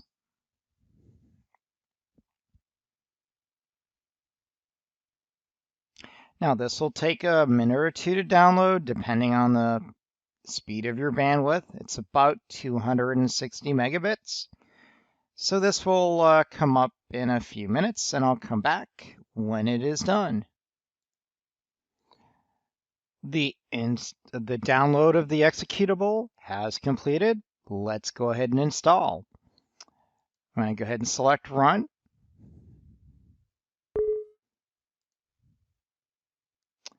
This will walk me through the setup. I'm going to go ahead and select install. This will take approximately a minute at the most, depending on the speed of your system. And essentially we'll go back to this when it is done. The install is completed and it popped up the Quarto Demo Bench application.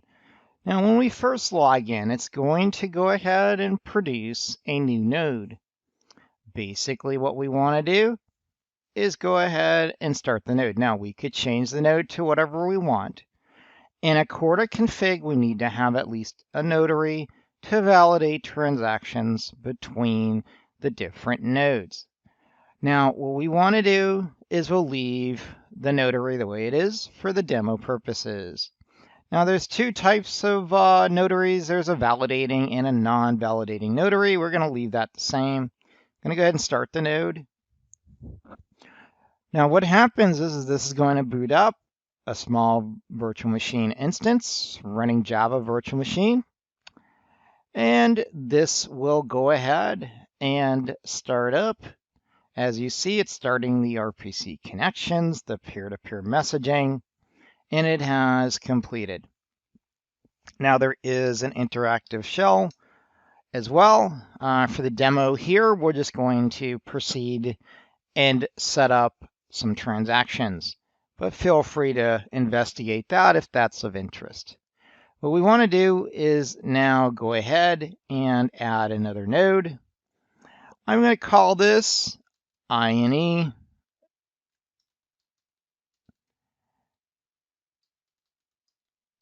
Raleigh, and I'm going to put in, since there's no Raleigh there is a Charlotte, which is close by. We'll call it INE Raleigh office, which the nearest city would be Charleston, or Charlotte, North Carolina, that would be. Now what we want to do is just go ahead and select currencies that we want to be able to issue. I'm just going to go ahead and select the GBP and the US dollars, but you could also select whatever you so choose. I'm going to go ahead and start the node.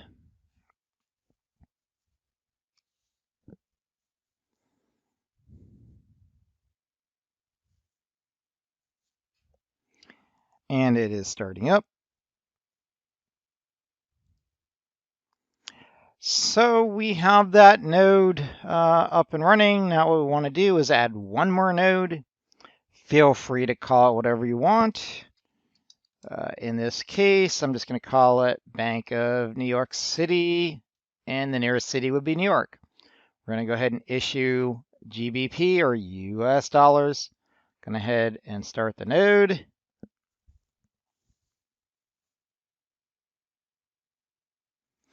And this will start up. And after it starts up, what we want to do is set up a transaction. Okay.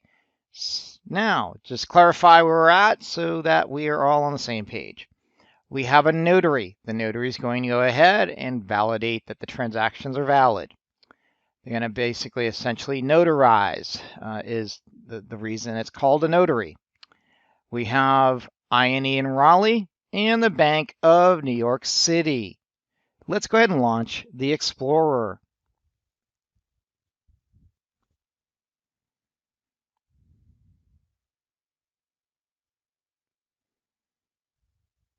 Now the Explorer is up. Let's go ahead and focus in here. What we want to do now is we'd like to send a transaction between Bank of New York and the Bank of INE. Let's go ahead and just validate. We don't have any transactions right now, but we want to go to cache and we want to go ahead and select a new transaction. When we select a new transaction, we want to go ahead and issue from the Bank of New York to the Bank of INE. I'm going to put a reference number. Now, the reference number is basically just a number that you're going to assign. It could be 1, 2, or whatever number you're going to put in there to identify that specific issuing of the currency. I'm going to go ahead and select US dollars. Let's put an amount of $100,000. Now we're going to go ahead and select execute. Now pay attention to the messages when it starts. You can see that the cash was issued. Let's go OK. Let's go to transactions. And you can see that we had no transactions earlier.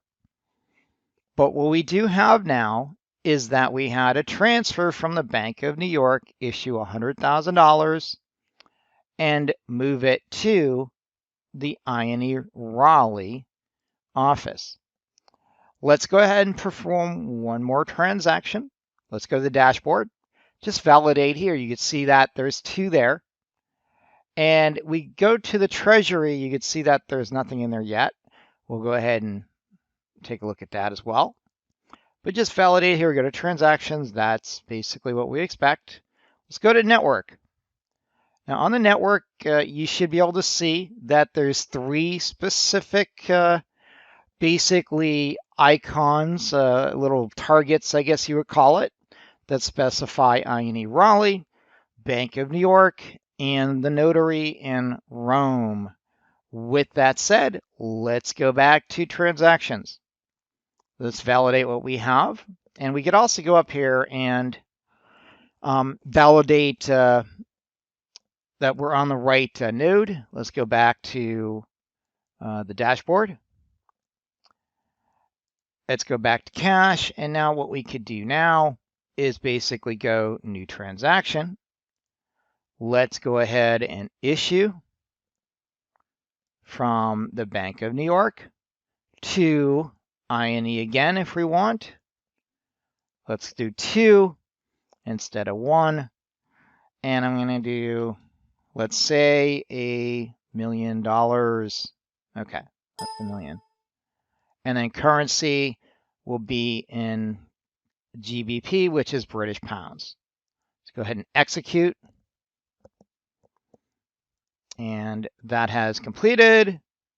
Let's go to transactions. And you can see that it moved the funds. Now, what we want to do now is go back to the dashboard, validate that this has occurred. Bank of New York, let's exit Corda. Now let's go to INE Raleigh. And if you go here, you can see that there's transactions for balance of 0. INE Raleigh, it shows us the balance of a million GBP and 100,000 US. States in the vault. Let's go ahead and launch the Explorer.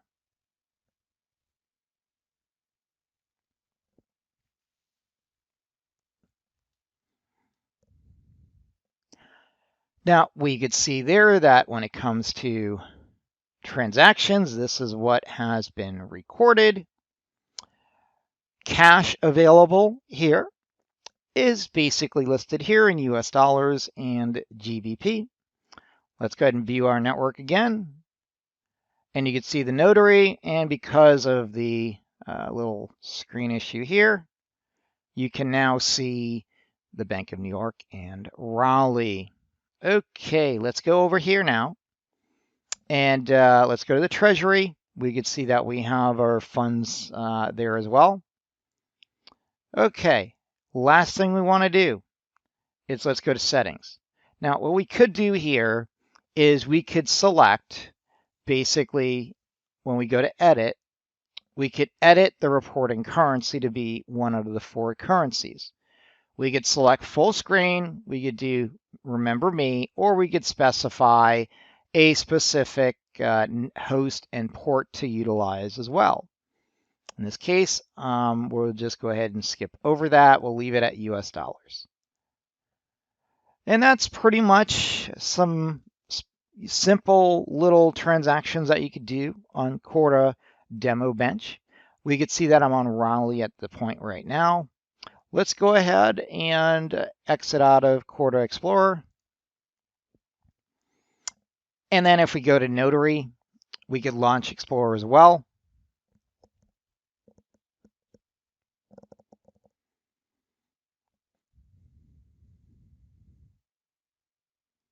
And let's go ahead and adjust the screen. You can see that the number of transactions that it was a party to, it notarized, was basically listed here. And again, go to cash. We could go over here as well to new transaction and select pay. As the payer being notary, we could select the Bank of New York. And if there is funds available, we could go ahead and, of course, issue that as well. So in this case here, a lot of flexibility we could use. Now, because it's a notary, there's no need to have currency, but I just want to show you that if you did want to set that up that way, you could as well. With that said, it notarized 2 transactions, Bank of New York, issue, and issue. We could expand on that. It tells us information that it was £1,000,000, has a signature there as well. And if we scroll over here, we have the signature for this transaction, which was $100,000. The best way to learn this is just to play around with it, set up different transactions, and get to know the Quarta demo bench. This is a great tool for utilizing as a proof of concept or a demo in a lot of cases as well. With that said, let's proceed on to the next module. When it comes to blockchain certifications, there's a significant number of certs out on the marketplace. I'm going to tell you about probably the most direct and most what I would call respected, and I'll tell you why that is. This is the Certified Blockchain Solutions Architect exam. This exam you need to go to Pearson to essentially get tested and validated on. It's proctored. Quite a bit of other certifications are online and you just can do it open book. It's just not the same from a validity standpoint, at least what employers are looking for. But with that said, this is the CVSA. Now the exam is $300. The exam questions is going to be a total number of 70 questions, multiple choice, and you have 1.5 hours. It is performance-based as well, meaning that it'll test you based on how well you respond to the previous questions. You need a 70 to pass, and you'll know that you will pass or fail immediately. After you pass the exam, you will receive a few things. The first is you'll get a certificate in the email congratulating you, and then you'll receive a token, a coin essentially, in the mail about probably 4 weeks or so after. And then online, you'll also be written to the Ethereum blockchain essentially, your certification ID number as well. So pretty cool. Also, if you are taking the exam, feel free to reach out to Joe Holbrook on LinkedIn, and I may have discount voucher codes as well. I can't guarantee that, but sometimes I do get codes from BTA that I could pass on some discounts. But I do wish you luck in taking any blockchain exam. They do have other exams out there as well, but this is the preeminent exam right now in the marketplace. Well, we pretty much completed the course. Let's do a quick review before we close out officially. We covered quite a bit of material during the course. We talked about what a blockchain is. We know that it's a transformational technology. We know it's a decentralized database. We also learned that a blockchain is going to imply that transactions are going to allow you to update the ledger when you propose a transaction. That ledger can be accepted by others or not. And when that transaction is, it will update the ledger. Now, we know that blockchain is built from 3 technologies: peer-to-peer networks, private key encryption, and programs. We also learned that digital identity is critical to a permission blockchain. And we also know that we need to have private keys and public keys as well. We also learned that blockchain is disruptive to the status quo. We then learned that blockchains are ledgers that are shared among computers around the world.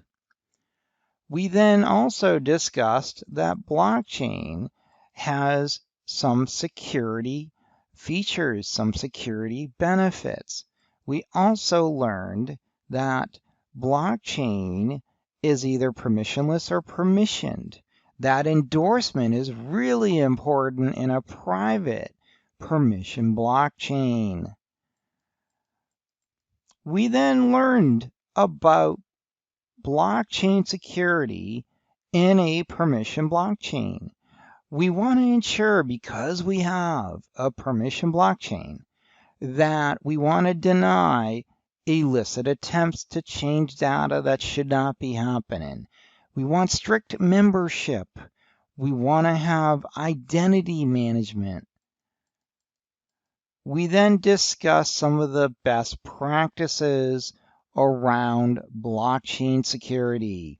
We want to have code audits. We need DevOps processes. We want to perform due diligence. We want to have API and endpoint management. We want to have assessments by competent security professionals. We want to also train our users. And of course, we would want to integrate into our enterprise services. We then talked about Bitcoin mining and what mining is. We also are aware that there's best practices with blockchain security. We should have crypto wallets when we have permissionless blockchains. We need to ensure that they are safe. When it comes to software development life cycles, we know we could look at Agile, Waterfall, and various other programs. SDLC is meant to provide high quality software. We also understand that development and operations should equal DevOps, and that we know that DevOps uses agile software development. Blockchain and DevOps can certainly work together.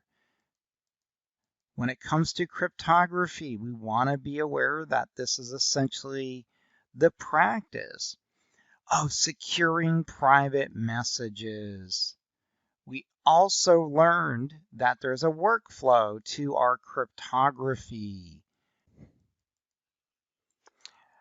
We then discussed membership and why having membership services is really important in a permission blockchain. We learned that channels are going to provide a secure and private and confidential approach to transactions. For example, Hyperledger Fabric uses these.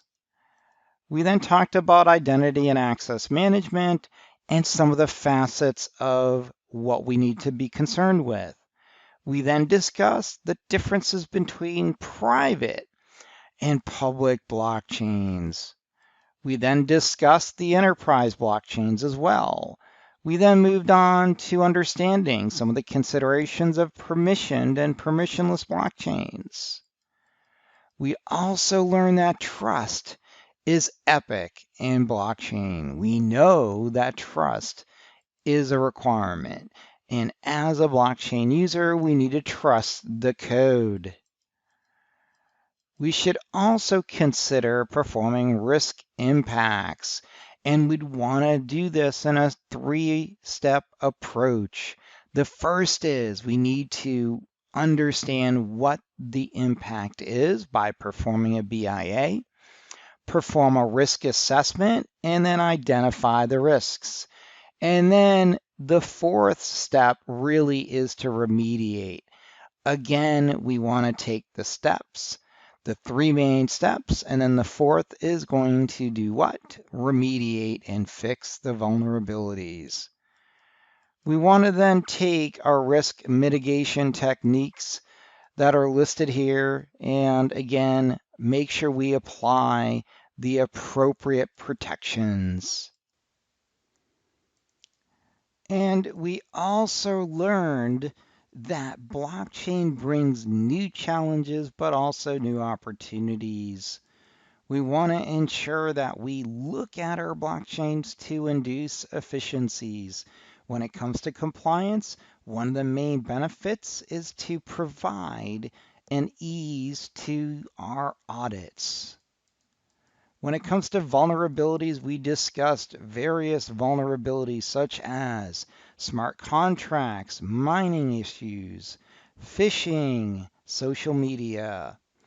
We learned that if we have a vulnerability, we need to understand how to remedy it. We also know that if we have permissionless or permissioned, our approach may vary. We then discussed Hyperledger Fabric and the benefits of the blockchain itself, but also the main security enhancements. We then discussed Ethereum as well. And then we moved on to R3 Corda. I want to personally thank you for attending the course, and I wish you the very best luck in the future. Please do connect up on LinkedIn, YouTube, Medium, and Steemit. Happy blockchaining. Over and out.